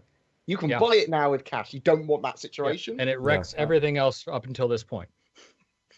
Yeah, well, exactly. So it needs to be handled carefully. So I'm interested in people's opinions on that, like genuine opinions. So feel free to send them to me. There you go. Moving on to our next question from Sunday of Doom. Going back to the idea of having eating mechanics. What if you made it as an AFK roleplay mechanic where you go /AFK food to tell everyone you're going to eat food in real life and your character makes their way to the mess while you're AFK or AFK bathroom or whatever. And it could be cool for roleplay and for gameplay, since you could be in a sneaky spot if boarders come aboard. You're on the toilet, giving the advantage of surprise. Yes, and they've talked about that already. They've said that if you go AFK from your computer, you don't need to type that stuff. It'll automatically do those things. It'd be interesting to see, like, if you're on an Idris and you log out, and then you log back in, that you logged out in your bunk, but you might log back in the mess hall with your character eating. I mean, that sort of stuff might be cool. Yeah, but I mean, even if you don't log out, and you go AFK to go eat or something like that, they've talked about, instead of just standing there and doing the thing that most games do where you pull your thing out and you look at it and you put it away, like you'll actually go your character, like your phone or Mobi-Glass or whatever. Okay. You'll actually like go and wander around or go and sit down somewhere and hang out for a bit or go and whatever. So I could see them doing the same thing within a ship.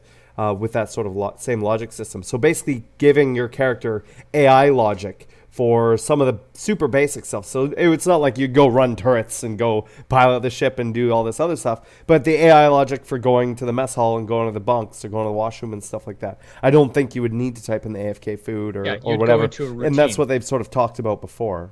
Yeah. I like it. As long as it didn't, like you say, make you get into a turret or do a job that you weren't going to do anyways. Right, as long as it's not an actual job that requires player input. Yeah, I like it. And so it doesn't affect anything. Why do I always log back into me mopping? This is my Bored, ship. it's your calling.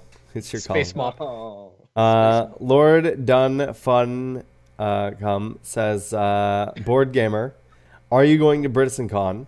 Some of us will be attending, and it would be great to chat with you over a beer. I helped create it. I will be attending. There you go. Nice, easy, quick answer. Just a friendly reminder, guys. If you have any questions, !question in chat. There's going to be a link that Anna posts in chat for a Google Doc. Fill that out. That's the only way for us to see those questions. Also, remember, we have an 85X giveaway donated by Noobifier. !85X in chat for that. Make sure you're following the channel and give those guys a follow as well. !bored and !noob in chat for their links to not only their channels but their social medias as well. I just want to interrupt you very briefly to say Rude. Brits is on the 22nd of April up in Manchester in the UK. I'll be there. Brian Chambers will be there. Lots of content creators will be there. And lots and lots and lots of fans, as well as devs. It's going to be a bit bigger than last year. So come down, see me, we'll drink, and I'll kiss you. Wow. That's not. It'll get. You know what? Believe that, because I've seen Bored. Will. Yeah. It's going to get intimate, probably more intimate than you'd like. Will you be there with your ukulele? If you bring the ukulele, no, don't bring it out now. Fuck. Okay, I don't know where it is. I hide it from myself sometimes. Okay, good. So You should. I can't bring it out. That's probably Bring a good it to idea. BritainCon. Oh shit. No ukuleles. No ukuleles. Our next question is Cree50. He says, would you rather have an NPC crew on your ship or wait 20 to 30 minutes to get real players as a crew? How many players do you think will do the same as you? And he says, sorry, my English is not the first language. It's perfectly fine. How easy do you have to be to not wait 20 or 30 minutes to get a player crew? I think it will take a lot longer than that and planning. Maybe. Maybe. Sometimes it depends on how organized your organization is, really. But it's fully up to the player, right? Like, for who knows how well the AI is going to work based on what they're able to do. Wasn't it announced that you could, let's say, have a Connie, you could go out solo it, I know the big bad word solo, with an AI crew, and then as your friends logged in, they could assume the role of an AI those players, in your ship.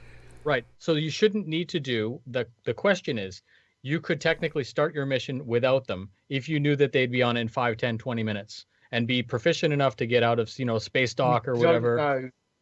We don't know if that's still a thing. Don't know if that's still a thing. Okay, so it's not confirmed, but that would be a slick way to address the solution or the question of, am I waiting for 20 minutes for, Leroy Jenkins to get out of the bathroom so that we can go on the raid? Yeah. I mean, once again, it sort of depends on what those skills are and on a personal basis. Some people may not want to interact with other people, right? And are happy to go with full NPC crew regardless of how skilled or unskilled they are. Or NPCs love me. Right? Or some people will be hardcore, I only want to play with real players.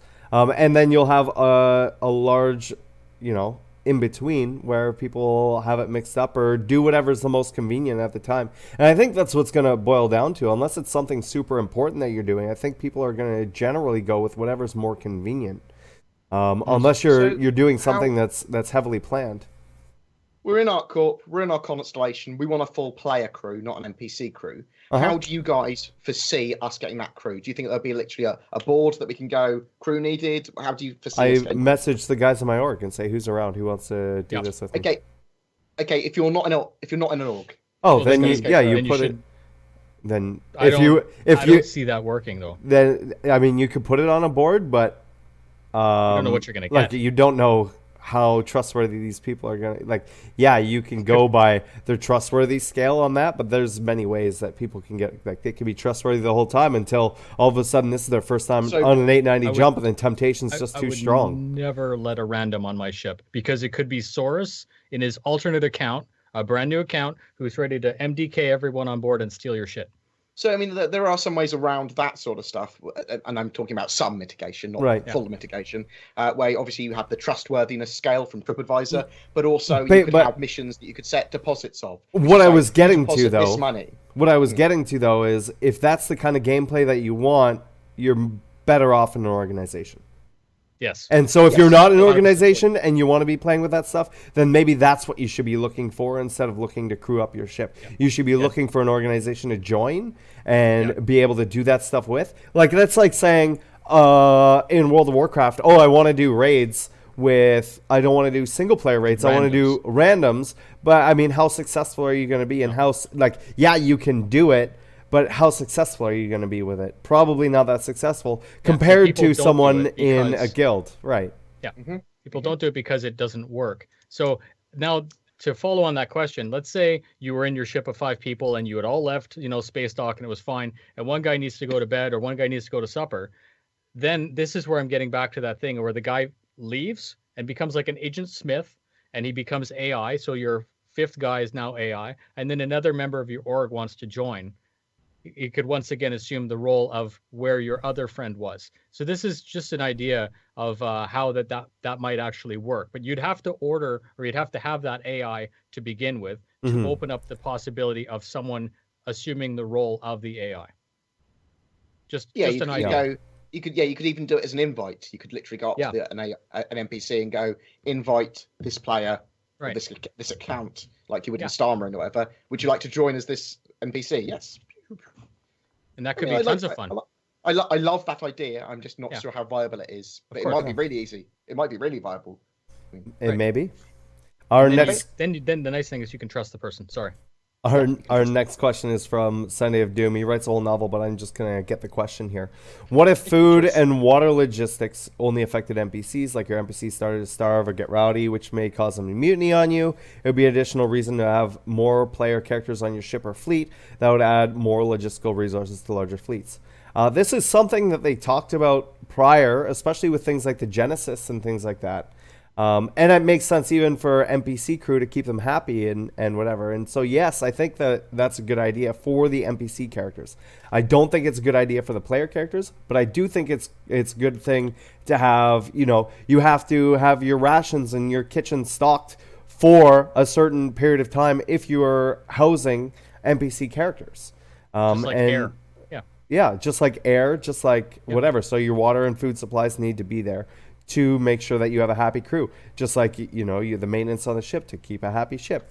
I think that's a great idea, and I think they've talked about it previously. I'm not sure how much depth they went into it, but that's sort of what I thought they were going with up until this latest town hall. I don't know if you guys have anything to add to that. No, that was good.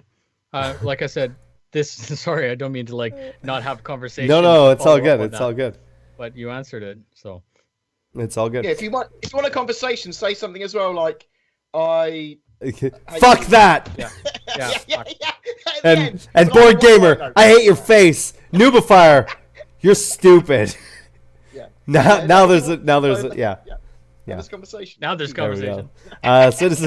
Citizen Shenanigans asks, money for ships does not equal pay to win. Skill is still required. That's not really a question.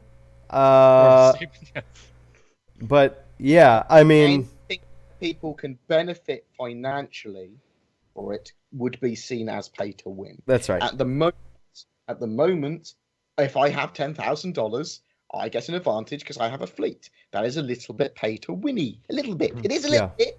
I mean, it's not game breaking, and it's not pay to win in the sense of pay to win that a lot of players mean, which means that you have an advantage that you cannot get. It's not a we god have- gun. It's not like you pay $10,000 and have a god gun that no one else can get. And that's the It's only only way when- that So is 1v1 possible. really. For sure. But it's not pay to win. But feels like it in some situations, and you want to avoid the feeling of pay to win. You want to actually avoid pay to win, and there's lots of stuff. So it just needs to be balanced well, basically. We're the people, all of us, the whole community, are the people that have to keep CIG honest on that. Like we say, don't want something, we will voice it because. I have a question for you guys. How long do you think that advantage is going to last in the game? Do you think that's going to be something that sort of persists over a while, or do you think that that's going to be something that sort of disintegrates over a couple weeks to a couple months with people playing the game and earning that stuff in game? It's only going to be really an advantage for organized orgs, really, isn't it? Because they better utilize those ships correctly. So you need people to do that, and you need to learn how to do that. If you're casually logging on and you've got a $10,000 fleet, I mean, someone that's playing regularly with a Mustang is probably going to get above you quite quickly, because they're not just going to be using their Mustang. They're going to be crewing on people's javelins. They're going to be crewing on those larger ships. They could be making money in lots and lots of different ways. That doesn't even require them to have any ship. Right. So, I mean, there's a lot going on there. It just, if you're talking about 1v1 fighting, people that have bought a Super Hornet are going to have an advantage over someone that has an Aurora, for as long as it's that person for an Aurora to be able to buy a Super Hornet. So, I was talking about that with on Twerk's chat today, actually, because some guy said, well, I have an Aurora MR and I'm always getting destroyed in 1v1 combat in Battle Royale, and they need to de-nerf it or make it so it's viable.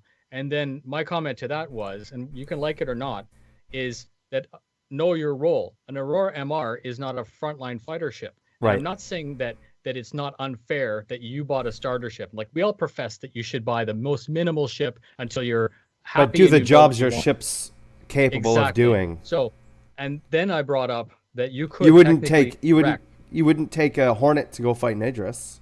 No. Why would I you wouldn't take an Aurora MR. See, the Aurora MR for me is safe zone, basic commerce, and you grind to buy a better ship that's more capable.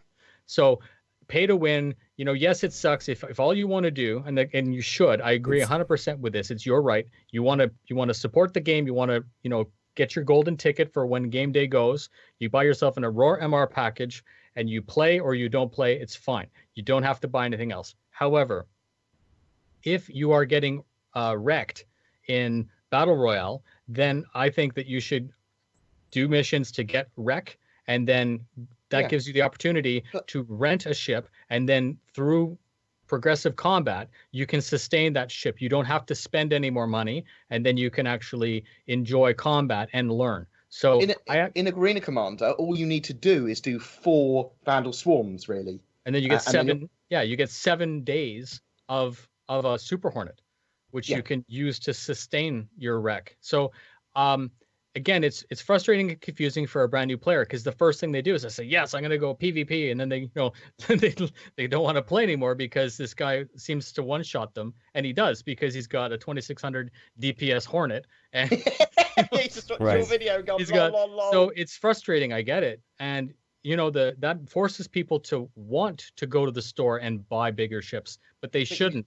Yes, you should get it with rec. You should test. They don't have to, and that's again, that's the confusion. And I actually think that the new website, like once we get the Spectrum system in there revamped, I would love it if all of these things were optimized for new citizens to come in and get a better experience, so they don't feel like they've been bamboozled or whatever, and in the store like forced into buying a Connie just because they're getting screwed over in Arena Commander. I do think it needs to be signposted more that they can get rec from the website to rec. And maybe I'm failing the community by not making more videos about it. Like maybe that's my job. Maybe that should be my thing. So, but I can't force people to watch my videos as much as I would like to think I can. Our next question is from Salty Suma. He says, what is your honest opinion on the current game so far? Is it what you thought it would be, or have they completely caught you by surprise on certain aspects? And I guess I'll start with Bored. I mean, Star Marine's significantly better than I thought it was going to be. Obviously, discounting that one of the levels doesn't work and desyncs to fuck, and all my weapons disappear sometimes. But it's significantly better than I thought it was going to be. It's actually quite enjoyable. Yes. Even with my bad ping. Like, the Persistent Universe, I was hoping it to have a bit more gameplay in it by now. It's fun, and a lot of it works now, and it's not a crashy piece of shit, which is great.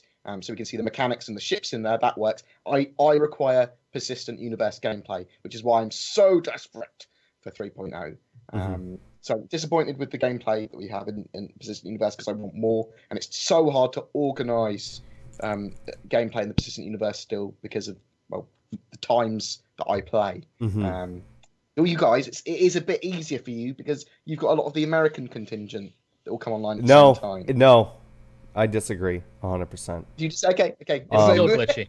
It's still glitchy. Yeah, I mean, so while I like the direction that the game is going, there are some issues that, you know, it makes it hard sometimes, like you said, the latency, and I feel that's not just on one map, that's on everything.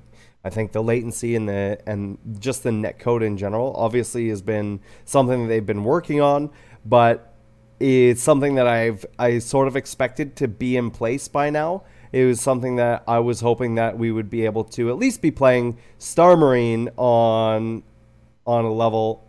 If you were to ask me when I first got into streaming Star Citizen, that if I thought it would be reasonable to be playing Star Marine and Arena Commander and some of the persistent universe at a solid 60 frames a second with a decent netcode, I would have said yes, 100%.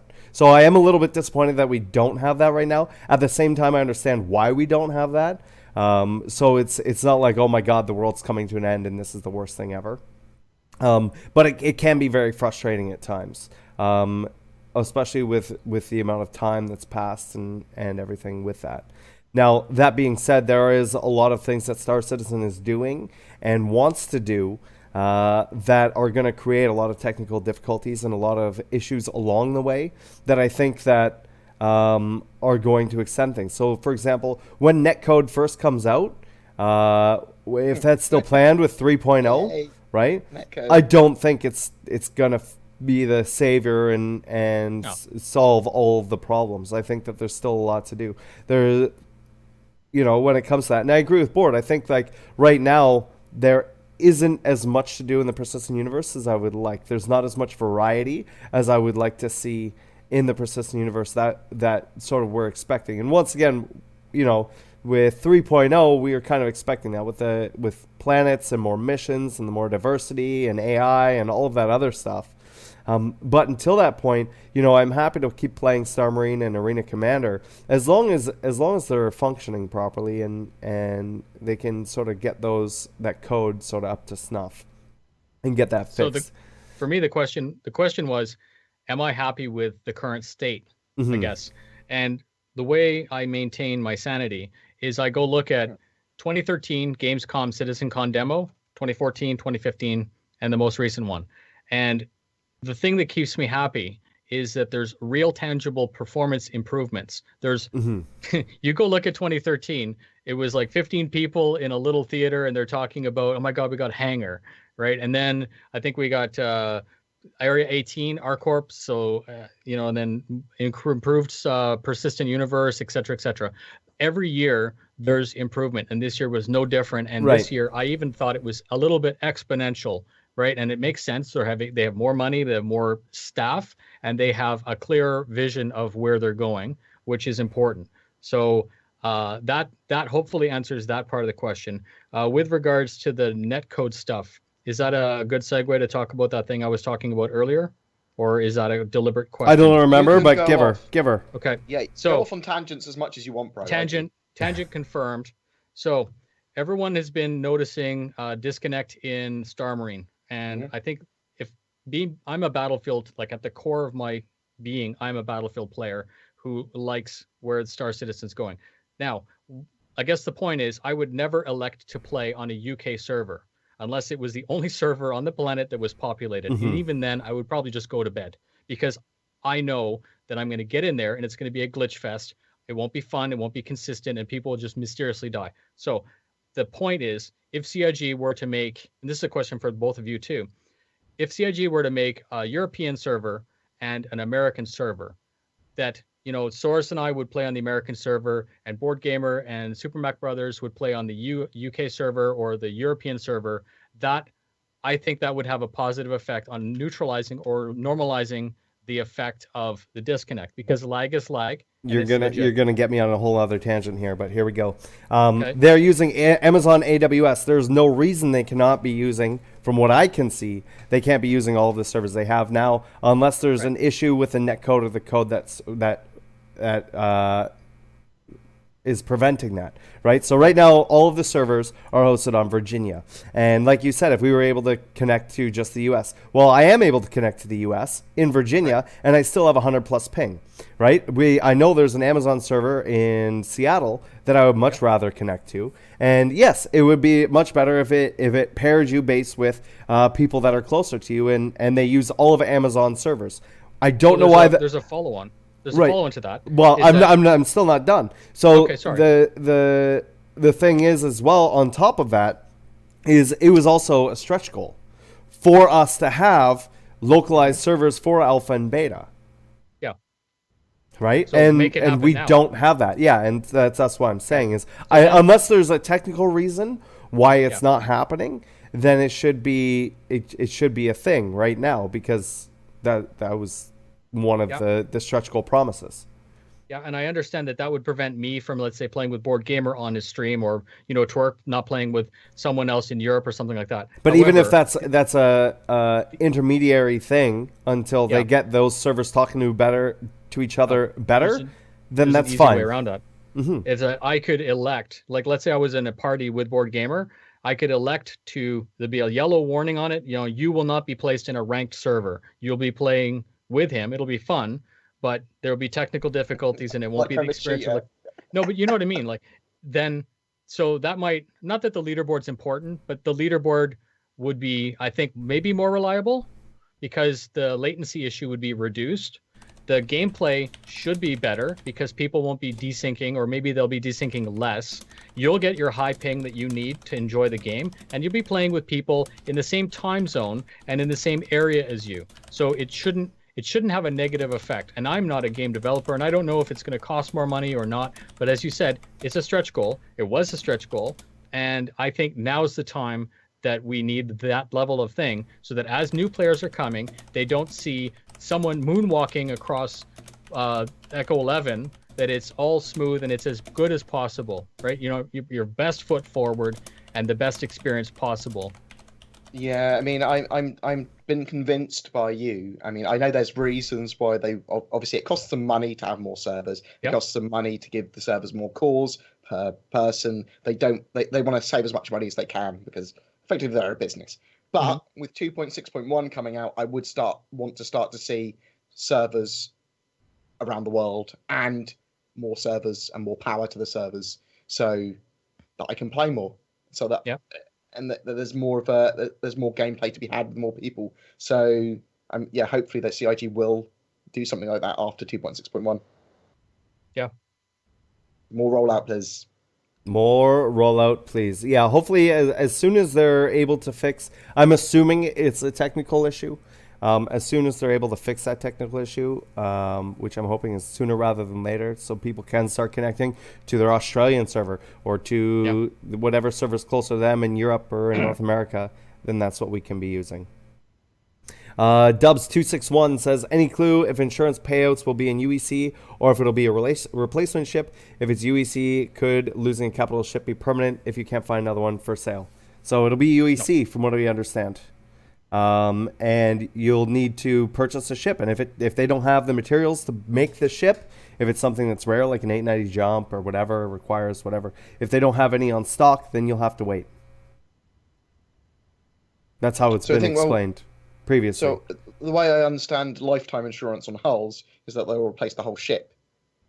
Yes, that's with lifetime insurance. Yeah. I'm talking about everything else. Oh, yeah. Okay. That makes sense. And it's more realistic too, because that's how it would work with your car. Yeah, that's what they've said previously. It may change. I'm just going by the information that I know and I've heard from them.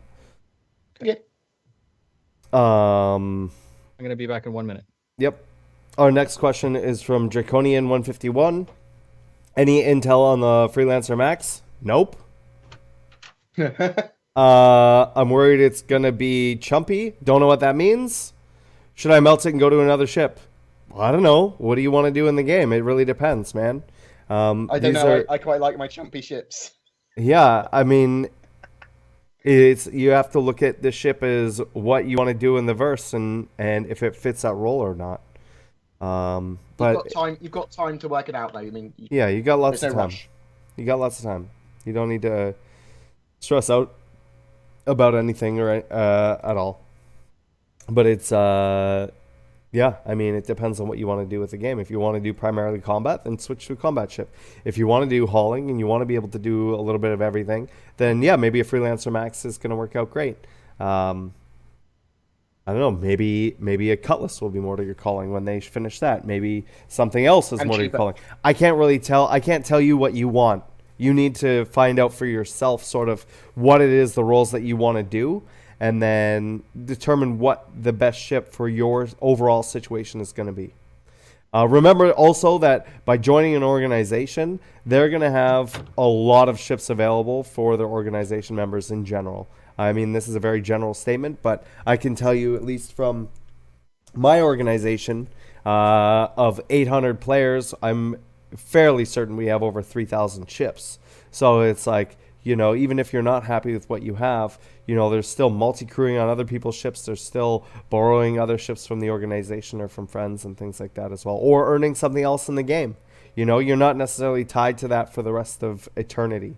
So it really depends on what you want to do starting out in the beginning of the game. So my suggestion would be to go and research that, and hopefully that will come up with a conclusion of what the best ship for you is. Next question from Guns and Glue. What do you think CIG will do with everyone with different languages on one server? Or at the very least, having a lot of people with different languages on the same server? How does real life work with different languages in one area? English.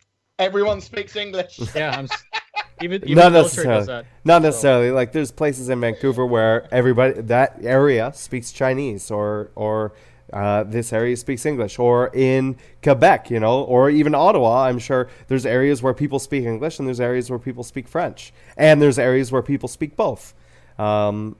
It's just, you know, Brazilian people will talk to Brazilian people, English people will talk to English people, so on and so forth.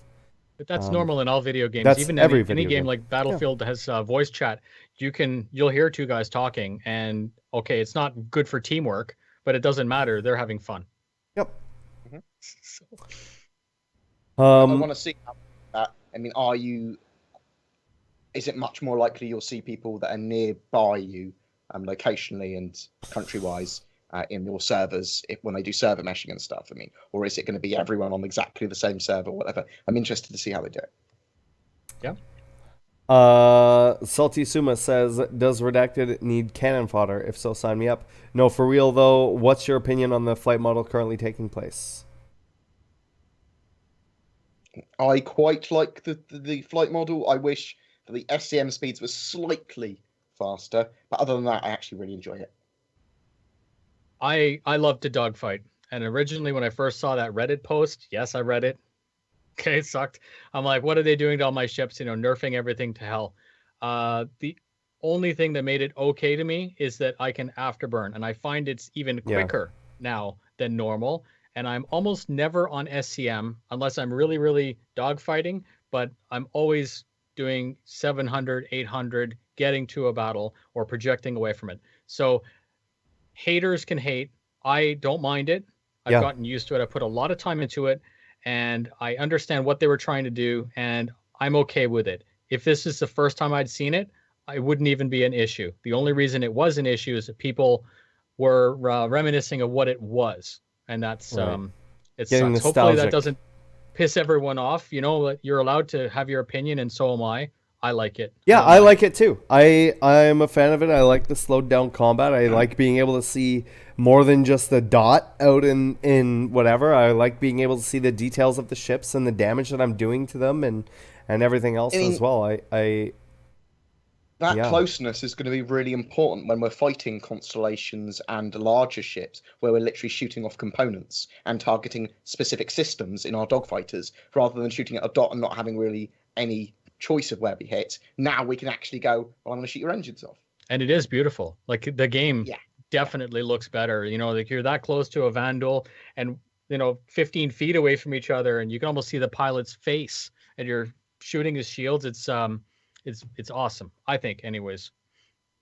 Our next question from Tame Autumn says, how is Squadron 42 structured and how will it be told in the Star Citizen universe? I'm a Kickstarter backer, but I lost track on this and CIG's latest thinking. Also, what is the latest on schedules? Unlikely to be out yet. So the latest on the schedule report, we haven't seen the updated one now for several weeks. I thought it better be updated this week. I was expecting it last week. It's either this Friday or next Friday, they said.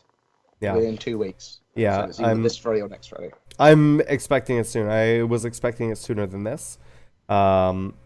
So how Squadron 42 is structured and how it's going to fit into the Star Citizen universe. So Squadron 42, for those of you that don't know, is going to be a standalone game that is in the Star Citizen universe. That is going to play alongside Star Citizen and is your military playthrough, military storyline through what is essentially Squadron 42, which is your military squadron or whatever. And you can opt out of it. You can decide to not play Squadron 42 and jump straight to Persistent Universe. But to me, that defeats the point. To me, Squadron 42 is your training. It's like your welcome to Star Citizen. I don't think it necessarily defeats the point. So if somebody's not necessarily into single player games that much or whatever, then it shouldn't be necessary to play the multiplayer game.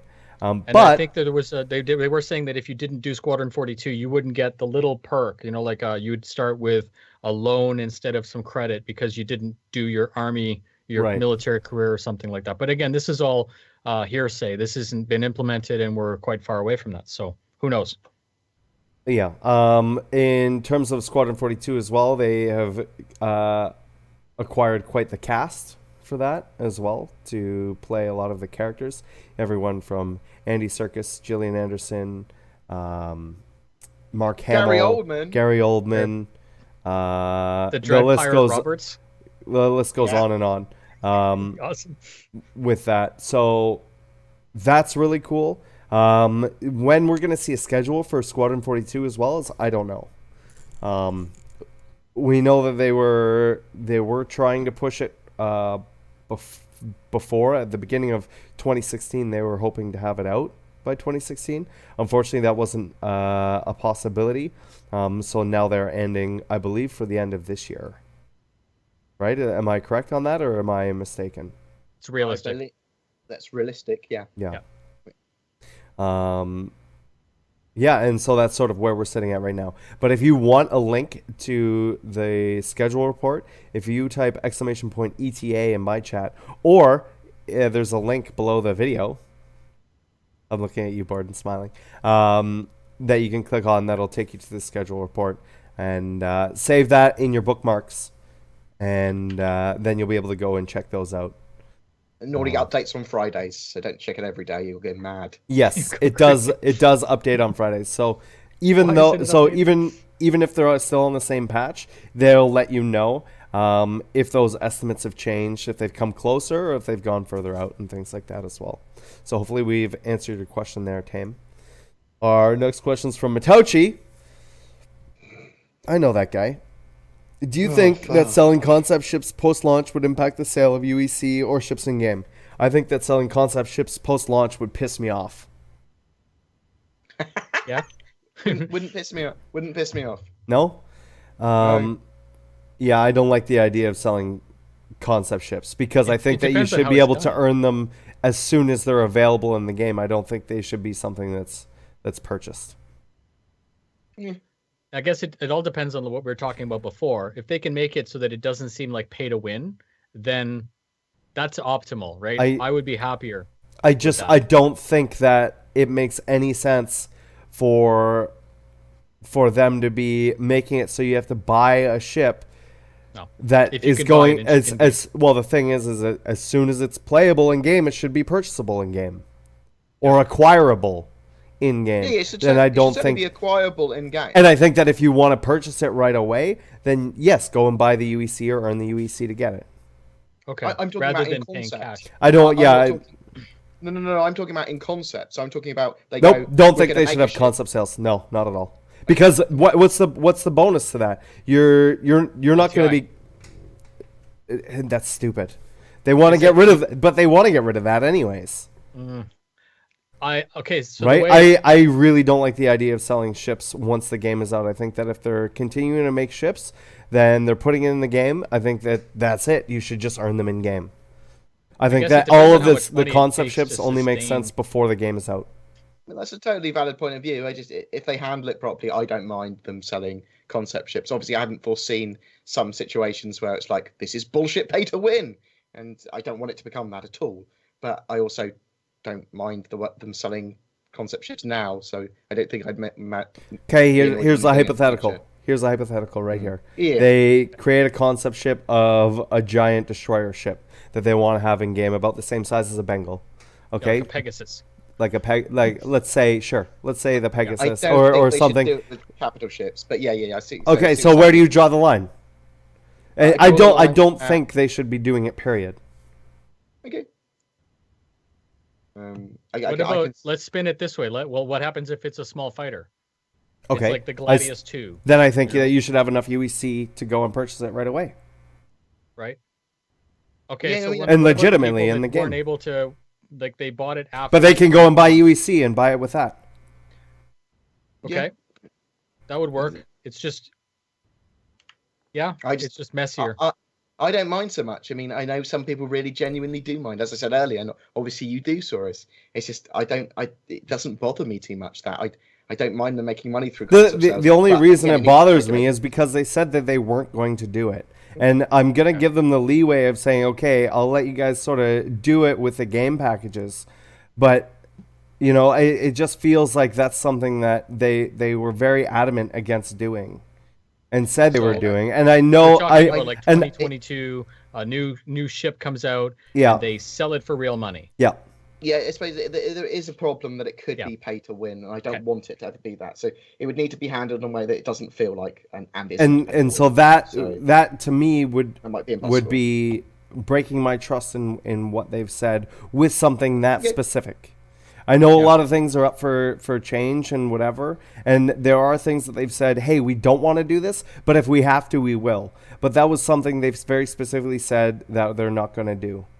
So, I like it. So basically, after live, a ship can still be in concept, but you would have to buy it with in-game currency. yeah. That's Yeah. fine. Yeah. I like it. that's basically what they You- kind of promised. You've sold me on it. It's good. Next question from Matauchi says, it has been said that purchasing UEC at this time is not advised as we have no idea how much stuff will cost for in-game money. For example, if an Idris costs 2 billion UEC, you currently have to spend $2 million to get that much in-game currency. How do each of you think CIG will scale the cost of ships versus currency purchases, all the while limiting the amount of UEC a person can acquire? Well, this goes beyond my degree of economics with how things are going to work, because the way that they want to do it is they want to make it so it's not something that it's deterred from gold farmers from selling currency. So giving it a set price, but also making it fit within the in-game universe where all of the commodities and all of the materials have fluctuating prices as well, based on what's happening in game and based on, you know, the mining economy and the transport economy and all of that other stuff as well. So I can't answer that question. I don't know.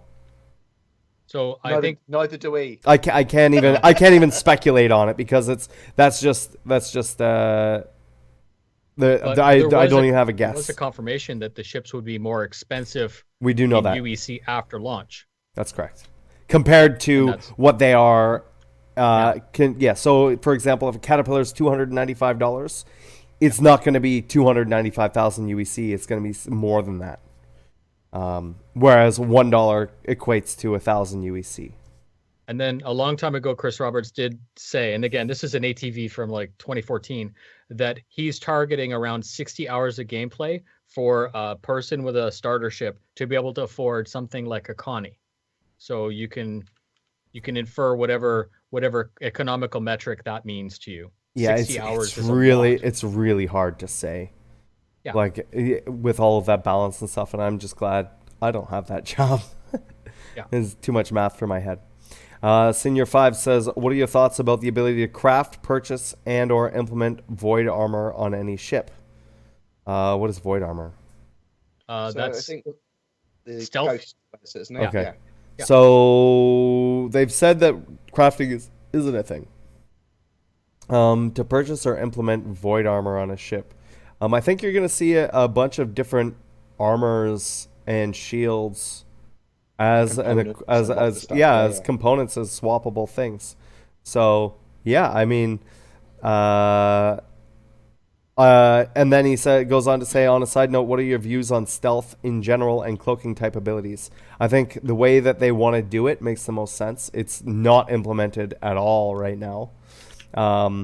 But in terms of the different signatures and different noise in the background and stuff like that could give you false signatures or could mask other signatures is a great way for them to do it. It's not a visual cloaking thing. It's more of something that's on their radar and whatever, and more and depending on what scanners you have as well, how accurate they are, what the quality is of them. And the people you have running the people you have running them, how big they are, right? So a scanner on an Idris will have a lot more ability to find something than, say, a scanner on even a Herald, right? Yep. So, yeah. I want to touch on the void armor, though. Yep. So I can see that being a real thing, because if you were to look at the Crucible document where it's talking about repairing items, they did specifically say in that based on the composition of the rework, the tech is able to make something stronger than original, but it'll cost, and that person will have to be very skilled and have the right equipment and everything like that. So there's nothing stopping them from, in that case, taking the recipe for void armor and rebuilding your Gladius wing out of that material. Right. So again, this is a shot in the dark, but in looking at the document and then it would just be, it wouldn't be changing the actual physical appearance of it. It would just be changing the properties of it. Exactly.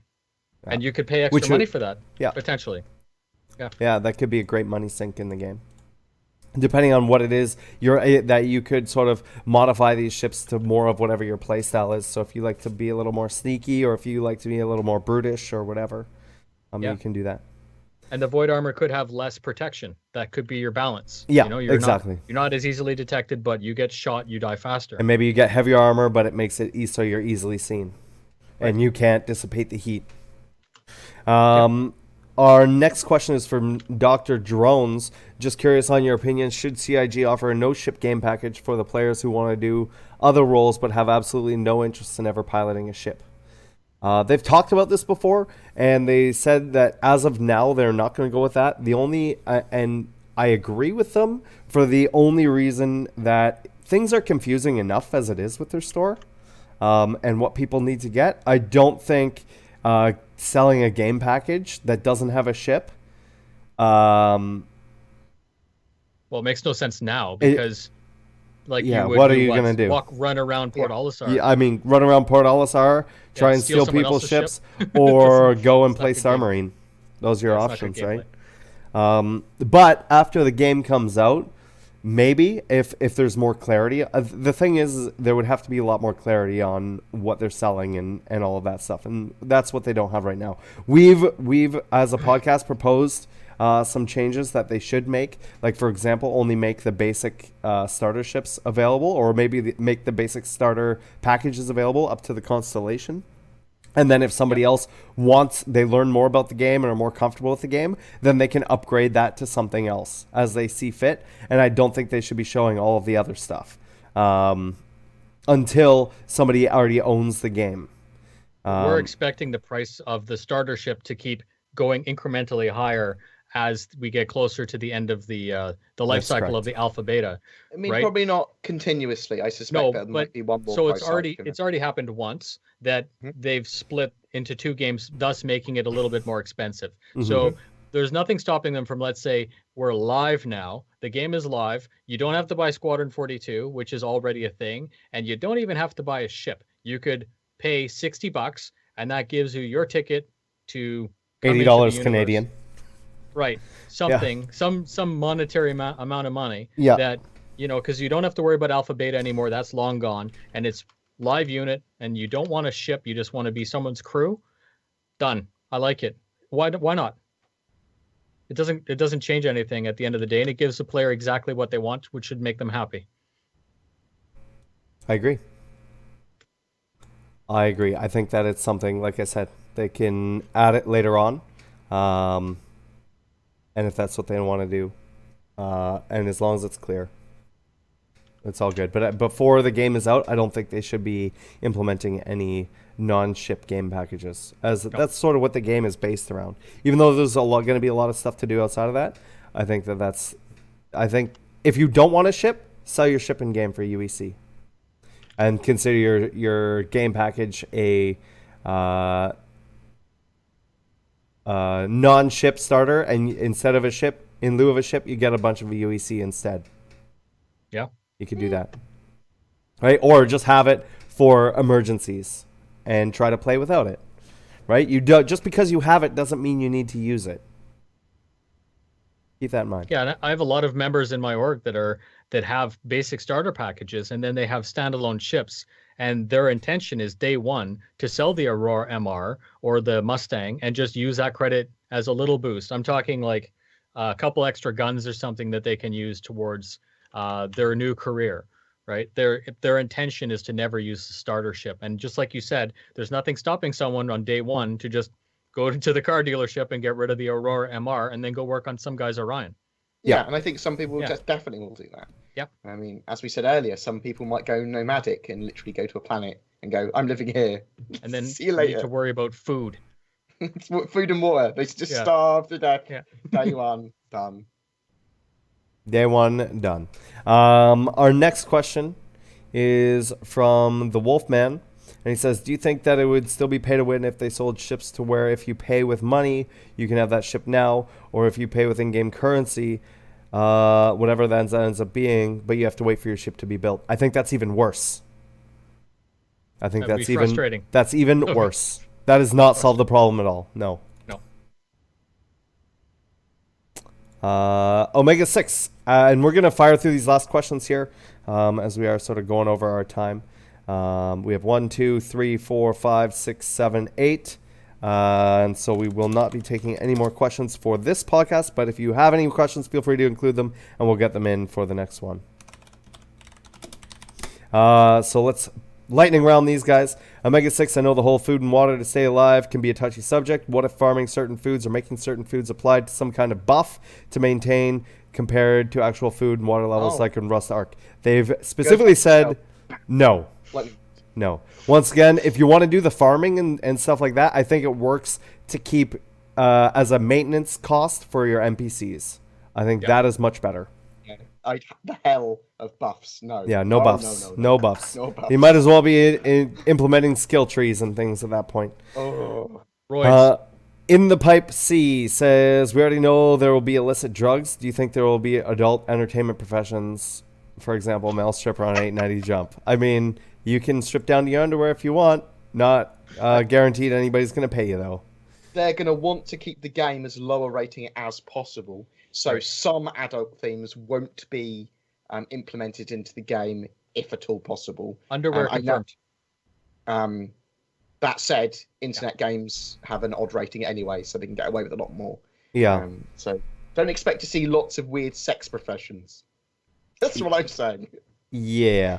/2514 says, do you think out in Deep Space the players can swap out a Super Hornet center modules in its hangar for the different guns or cargo and things like that?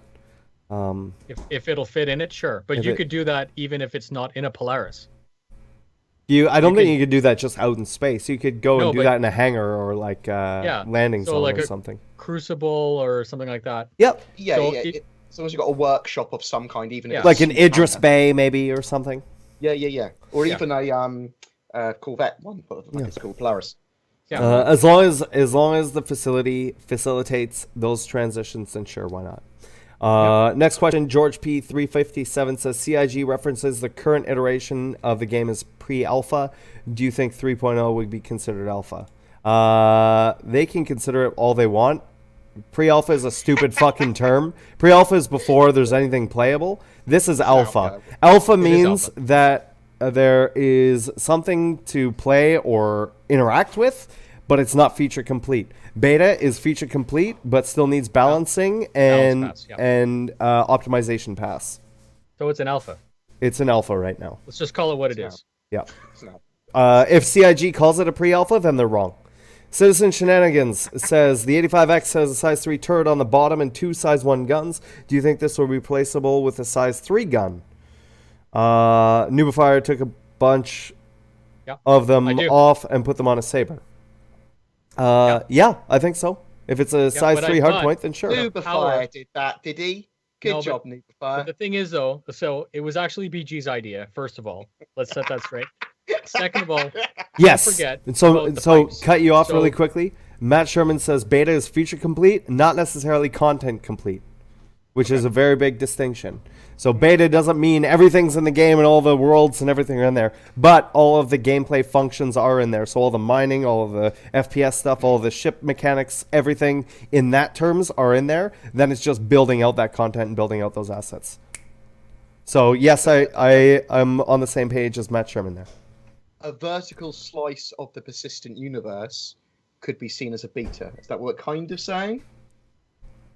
We've like overly complicated everything now. Only as long as all of the mechanics are in the game that they intend to have feature complete. Yeah, as long as it's feature complete. Feature complete, yeah. Citizen Shenanigans goes on to say, or were you finished? We're powering through not these really. questions. I Okay, was just make it quick. I was just going to say 85X with a size 3 gun. That's great, but there's nothing to say that the power supply would feed that weapon properly. Yeah. Right? Plugs, Because of power the pipes. supplies, Depending on what it Pipes and is, everything like that. you may have to go you with a could put a size ballistic. 3 tarantula on it, maybe, but maybe not all the ammo, etc., etc. There's a lot of limitations that could still exist. Plus, the arcs that particular ship has are pretty limited, anyways, just because of the way the chassis is. So, yes, you could probably put a size 3 on it. No, it may not fire the way you want it. Next question. Next question. Can we take over pirate NPC ships currently? I managed to board an NPC Cutlass twice, but the middle door was locked. Had to shoot through the glass on the door to kill the pilot. I don't know. Didn't Torque do that? Torque did it in security port, like a security guy. Maybe that's been locked down. Yeah, maybe it's been locked down since then. I'm not sure. I haven't tried that in 2.6. Commander Rhodey says, does ballistic ammo ignore the shields right now? Do you think it should stay that way or be like an Elite Dangerous where lasers do more damage to shields, but it's not as much to hulls, where ballistic is the opposite? Like some rails and accelerators do damage to both. Right now it seems to me ballistics ignore shields, and since now there's no armor rating, you'd think ballistics should ignore shields. Correct me if I'm wrong here. I think it should be exactly that. I think that lasers should damage shields, and once shields are down, then the ballistics can do it. Because the shields should be blocking the ballistics, but sensitive to laser weapons, just like the hull should be sensitive to ballistic weapons, but not laser weapons. So you have to use... and that would promote mixing and matching weapons and going in with a fleet of different ships and things like that that have specific jobs on those attacks. But go ahead. For me, 100% shields. Think of it like a Jello. If you had 100% shields, there's going to be a percentage of reduction of effect of the bullet. 100% shields equals like 50% reduction. 50% shields would be 25% reduction. It has to scale. So the idea is, even though you're firing ballistics, it will still get scrubbed Do a some little bit damage, yeah. by your shield, and then the rest of it Slows will, it down, will make basically, it the through. And then with each progressive bullet, your shield would be reduced and the bullet would become more and more effective. That's how it's intended to be modeled. And it's the same thing. I would fire with distortion to get the guy's shields down and then hit him with 100% ballistic. So I'm not wasting my ammo.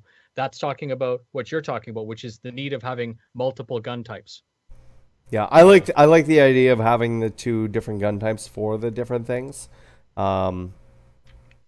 Just for more diversity in the game, and then it makes it okay. So I agree with you. I think that to a certain extent, I think that ballistic weapons should still be able to do damage, because if that's all you have on your ship, you still have to be able to defend yourself with that. But I don't agree that it should consistently do more and more damage over time. I think that if you're not prepared for the proper engagement, that you should suffer the consequences for that. If your shields are off, If your shields are off and on, I guess my point is, if you have your shields off, Mhm. ballistics are going to do a certain amount of damage, and if you turn your shields on, ballistics should do less damage. It's not Right, like but I don't think they should take down the shields. How, like, No. unless you're targeting the exact shield module, how would you be taking down the shields? I could Well, see it how takes- energy weapons would be overloading it over time and taking them down. But with ballistic weapons, it doesn't make any sense that way, and But I it mean, adds like, more to the just the gameplay kinetic. that way. Yeah, the Just force the- field would be reduced by the energy it takes I mean, to slow the bullet down. You're talking about slugs as well, so it's Yeah. very likely to have explosive ammo. There's going to be lots of different types of ammo, lots of different types of shield. I mean, it might not. It has to do something with the kinetic energy of that projectile, so that would eventually drain power plants, possibly. So there's lots of balance that needs to be done for that, but there's also going to be fucking tons of ammo types, loads of different types of shield, loads of different types of armor. I mean, Right. but the laser Diversity. the laser weapons might be incredibly effective on shields and on armor, but it might take a while for them to penetrate shields in some situations. Different types of shield, like ones that disperse heat very well, but your armor might not be able to disperse it very well. There's loads of stuff here that could happen. Yeah. So I want more diversity, but I don't really necessarily know exactly what direction. And our last question from Rockstrike: how will the crime stat mechanics work in monitored areas once the game launches? For example, I would like to be able to defend myself and not receive a crime stat. I imagine an algorithm, whoever hits you a certain amount of times, that player would turn red, orange on your or others' radar. Do I have to wait once they're red or orange to defend myself? I also don't want a crime stat for accidentally hitting or shooting someone or accidentally nudging into them or something. So there's some games in Battlefield, if you accidentally get a team kill, there's a yes or no. Like you can very quickly type in chat whether or not you want to punish the guy. So if a guy bumps into you, I mean, this could be exploited, and it is exploited in Battlefield. But if a guy bumps you and he types in chat, sorry, like I didn't mean to do that, then you as the player, within 10 seconds or 20 seconds, could say, yes, it was a mistake, or no, that was intentional. It would be nice if there was a pop-up that came on your HUD that said, Yeah. would you like to prosecute this person? Exactly. This guy, was it an accident? Was Yes. it reasonable, or yes or no? So Yeah, that's give one way to it do it more of the player's side of things, because if it was an accident, you don't, like, for example, if me, Twerk, Bored, and Noobifier are all flying together and I accidentally shoot Bored and I don't kill him, but even if I killed him by accident or I rammed into him and we both exploded, he should be able to choose whether or not I want to prosecute him or he wants to prosecute me. I think was is an the accident. best way to do it. And then go I from like the there. idea of it popping up on your HUD, though. This player has attacked you. Use of reasonable force is now is now fine for you to do. Weapons free. Yeah. Yeah, weapons free from that player is fine. Yeah. Like you can go, no, it's fine. So it was an honest mistake. Yep, exactly. Popo. And so that wraps it up for our questions for today's podcast. Bored Gamer, what are you up to this week, and where can people find you? So I might go up to my mate's in Wales this week because it's his birthday, and we've rented like a mansiony bed and breakfasty thing for the weekend. So I might go up there. I've got flu though, so I'm going to go to sleep in a minute, and I'm not really sure what I'm going to do after that. I mean, I'm getting. Oh yeah, I do know a couple of things actually. I'm getting used to my meds at the moment, and I'm going to start my vlog about mental health and physical health and stuff soon about my experiences with it. I'm going to try and keep it not entirely off my stuff, but I'm going to every couple of weeks, every month, I'm going to be doing a. I think that's a cool idea. Yeah, and I don't want to. I mean, I don't want to browbeat people with it in my in my other videos. If people want to see it, they can see it in its own little space. And we'll still talk about it occasionally. I know some people are interested. But other than that, there's lots of videos I want to do for Star Citizen that are going to be guides from around the website to new player guides, tutorials and stuff, loads of game-based stuff. And CIG seem to be putting out some good ATVs and RTVs and stuff that Happy Hour was actually quite good for content on Friday for some of the questions that I answered, and which is pretty cool. But also, I'm looking forward to ATV this week because it should hopefully have some delicious content for me to Delicious, juicy content. Juicy. Oh, I feel ill. What about you, Noobifier? What are you up to, mate? Oh, you can find me on BoredGamerUK pretty much everywhere. Anywhere! Woo! Anywhere and everywhere. Mic drop. The phone book. Yeah. Smash! So I wanted to start by saying thank you very much for having me on today. This is always fun. Two, don't forget about the contest because we have to pull that. Yep, This I'm not week, gonna forget about it. right now, I'm working on the next in the job series, which is the repair mechanism gameplay. We're working on more deadly loadouts for the 2.6 meta. We're testing Vandal Swarm and Pirate Swarm. Well, when I say we, it's my org. We're enemy contact. We test the stuff out so that I can actually articulate it properly and it's real. It's not just hearsay. No bullshit. So Pirate Swarm, Vandal Swarm, quickly. Monster Tech is doing the giveaway. That's on my channel. Please find that video. I'm going to flesh out a little bit of a proposal video for CIG with regards to the server location stretch goal that we were talking about. And I wanted also to say I very much like the idea of happy hour on Friday, where the community singles out and plays with one streamer. It's really, really good. It's definitely positive, and the community needs to support its. This is self-serving, right? The community needs to support its content creators because we advertise the game and make it easy and digestible for people that may not have the time to do the research. Mic drop. Awesome. And for myself, I'm back to like 70% health. So I will be streaming right after this. I believe Noobifier, you're joining me still. Yeah, man. So I will be ending this call and then I'll re-add you on this call separately. Yep. And if anybody else wants to join us, feel free. Also, my gimbal should be arriving today. I just got an email alert saying that it's out for shipping. Oh yeah, I'm really excited for that. So maybe we'll see an unboxing for that. Also, we're going to see a lot more of my stream in the evening starting at 6 p.m. PST till at least 10 p.m. PST.